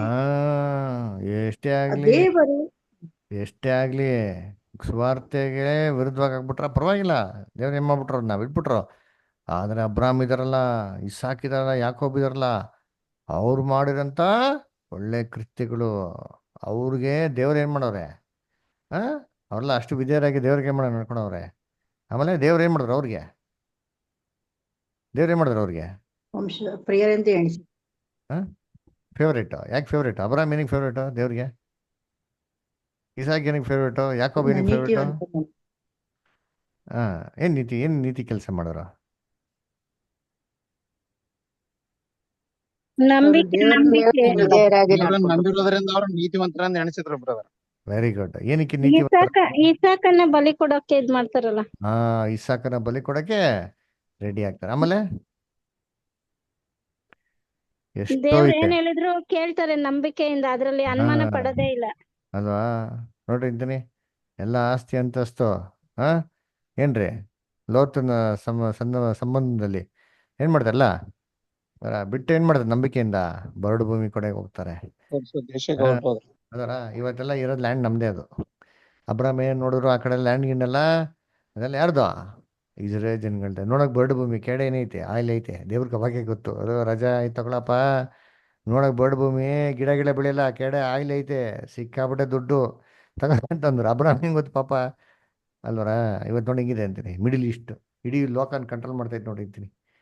ಬೈಬಲ್ ಪ್ರಕಾರ ಅಬ್ರಾಹ್ಮ್ ಕೊಟ್ಟಿರೋಂಥ ವಾಗ್ದಾನದ ಭೂಮಿ ಇರಾಕ್ವರೆಗೂ ಬರ್ಬೇಕ್ರಿ. ಯೂಫ್ರೆಟಿಸ್ ನದಿಯಲ್ಲಿ ಇರಾಕ್ ಏನ್ರಿ ಅಲ್ಲೈತಲ್ಲ, ಅಲ್ಲಿಂದ ಹಿಡ್ದು ಸಂಪೂರ್ಣವಾದಂಥ ಸೌದಿ ಅರೇಬಿಯಾ ಎಲ್ಲ ಯಾರು ಬರ್ಬೇಕು? ಅಬ್ರಾಹ್ಮ್ ಬರಬೇಕು. ಅದರ ಯಾಕಪ್ಪ ಅಂದರೆ ಅಬ್ರಾಹ್ಮ್ ನಂಬಿಟ್ರು. ಆಮೇಲೆ ಅಬ್ರಾಹ್ಮ್ ದೇವ್ರ ವಿಚಾರದಲ್ಲಿ ಎಲ್ಲ ವಿಚಾರದಲ್ಲಿ ತ್ಯಾಗ ಮಾಡೋಕೆ ಏನಾಗಿರೋ ಸಿದ್ಧವಾಗಿದ್ರು.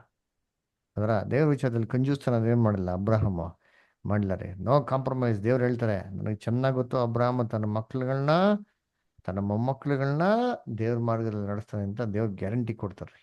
ಅದಕ್ಕೆ ಈಸ್ ವೆರಿ ಫೇವ್ರೇಟ್ ಅಂತ ಹೇಳ್ತಾರೆ. ಆಯ್ತರ ಬೆಳೆಸಿದ್ರ ಇಲ್ವಾ? ಬೆಳೆಸಿದ್ರು. ಇಸಾಕ್ ನೋಡಿದ್ದೀನಿ, ಅಪ್ಪನಿಗೆ ವಿಧೇನಾದ. ಅದರ ಆಶೀರ್ವಾದ ಮಾಡ್ಬೇಕಾದ್ರೆ ಏನು ಮಾಡ್ತಾನೆ? ದೇವ್ರ ಆಶೀರ್ವಾದಗಳನ್ನ ಮಕ್ಳು ಕೊಡಕ್ಕೆ ಸಿದ್ಧವಾಗಿದೆ. ಯಾಕೋಬ್ ಏನು ಮಾಡ್ತಾನೆ? ಆಶೀರ್ವಾದ ಪಡ್ಕೊಳಕ್ಕೆ ಎಲ್ಲ ಕಳ್ಕೊಳಕ್ಕೆ ಏನಾಗಿರ್ತಾನೆ? ಸಿದ್ಧವಾಗಿರ್ತಾನೆ ಅಂದ ದೇವ್ರು ಅವ್ರನ್ನ ಮೆಚ್ಚಿಬಿಟ್ರಿ. Very favourite. ಈ ಥರ ಕ್ಯಾರೆಕ್ಟರ್ಸ್ಗಳು ಎಲ್ಲೂ ನಮ್ಮ ಬೈಬಲ್ನ ಸಿಕ್ಕಲ್ಲ. ಅದಕ್ಕೆ ಪ್ರಾರ್ಥನೆ ಮಾಡ್ಬೇಕಾದ್ರೆ ಇಸ್ರೇಲ್ಗಳು ಹೆಂಗೆ ಪ್ರಾರ್ಥನೆ ಮಾಡ್ತಾ ಇದ್ರು, ದೇವ್ರ ಹೆಸರು ಗೊತ್ತಿಲ್ಲದಿರ್ಬೇಕಾರೆ, ಅಬ್ರಾಹಾಮಿನ ದೇವರೇ, ಇಸಾಕಿನ ದೇವರೇ, ಯಾಕೋಬಿನ ದೇವರೇ, ಮೋಸೆಯ ದೇವರೇ, ಯೋಶುವನ ದೇವರೇ ಅಂತೆಲ್ಲ ಕೈ ಬೈಬಲಲ್ಲಿ ಇಲ್ಲ. ಈ 3 ಜನ ವೆರಿ ಸೂಪರ್. ಬಟ್ ಏನು ಹೇಳ್ತಾರೆ, for the elect sake they are favourite ಅಂತ ಹೇಳ್ತಾರೆ. ಇಂಗ್ಲೀಷ್ ಚೆನ್ನಾಗಿ ಬಿಡ್ತಾರೆ. But touching the election they are beloved for the father sake. They are favourite. Israel ಜನರ ಫೇವ್ರೇಟ್ ಅಂದ್ರೆ ಫೇವ್ರೇಟ್ ದೇವ್ರದ್ದು. ಅದರ ಅದಕ್ಕೆ ಅವ್ರನ್ನ ಮುಟ್ಟಿದ್ರೆ ನನ್ನ ಕಣ್ಣುಗೊಂಡೇ ಮುಟ್ಟಿದವರು ಅಂತ ಹೇಳ್ತಾರೆ. ಅದರ ಹಾಗಾದ್ರೆ ಇದ್ರಲ್ಲಿ ಏನಪ್ಪ ಅಂದರೆ ಇಸ್ರೇಲ್ ಜನಗಳಿಗೆ ಸ್ಪೆಷಲ್ ಫೇವರ್. ಹೊಡೆದ್ರು 2 ಹೊಡೆದು ವಾಪಸ್ ಕರ್ಕೊಂತಾರೆ. ಏನಕ್ಕೆ ಅಂದರೆ ತಿದ್ದುಕೊಂಡು ಕರ್ಕೊಂಬರ್ಲಿ ಅಂತ. ಯಾಕಂದರೆ ಅವ್ರೇನು ಮಾಡ್ಬಿಟ್ರು, ಕಣ್ಗಳನ್ನ ಮಂಕ್ ಮಾಡಿಕೊಂಡು ಕ್ರಿಸ್ತನ್ ಏನು ಮಾಡಿದ್ರು, ಹಠದಿಂದ ದ್ವೇಷ ಮಾಡಿಬಿಟ್ರು. ಆದರೂ ಕೂಡ ಅವ್ರಿಗೊಂದು ಕೃಪೆ ಏನಾಗಿದೆ ಇದೆ, ಕ್ರಿಸ್ತನ ರಾಜ್ಯದಲ್ಲಿ ಎಲ್ಲ ಜನಗಳು ತಿಳ್ಕೊಂಡು ತಪ್ಪು ಮಾಡಿದ್ರೆ ಅವರು ನೋ ಚಾನ್ಸ್, ಓನ್ಲಿ 1 ಚಾನ್ಸ್. ಅದರ ಏನ್ರಿ, ಸತ್ಯ ತಿಳಿದ ಮೇಲೆ ಅದ್ರ ಪ್ರಕಾರ ಏನು ಮಾಡಬೇಕು, ಸ್ಪಷ್ಟವಾಗಿ ನಡ್ಕೊಬೇಕು. ನಡೆದಿಲ್ಲ ಅಂತಂದರೆ ಅದು ಕೃತ್ಯಗಳ್ತಕ್ಕಂಥ ದೇವ್ರು ಏನು ಮಾಡ್ತಾರೆ, ತನ್ನ ರಾಜ್ಯದಲ್ಲಿ ಅವ್ರಿಗೆ ಶಿಕ್ಷೆಗಳನ್ನ ಕೊಟ್ಟು ಏನು ಮಾಡ್ತಾರೆ, ಕರ್ಕೊಂಡು ಬರ್ತಾರೆ. ಓಕೆನಾ? ಸರಿ, ನಾವು ಇಲ್ಲಿ ನಿಲ್ಸೋಣ. ನೆಕ್ಸ್ಟ್ ವೀಕ್ ನಾವು ಕಂಟಿನ್ಯೂ ಮಾಡೋಣ. ಯಾರಿಗಾನ ಡೌಟ್ಸ್ ಇದೆಯಾ, ಕ್ವಶನ್ಸ್ ಇದೆಯಾ? ಇಲ್ಲ ಬ್ರದರ್. ಓಕೆ, ಸರಿ.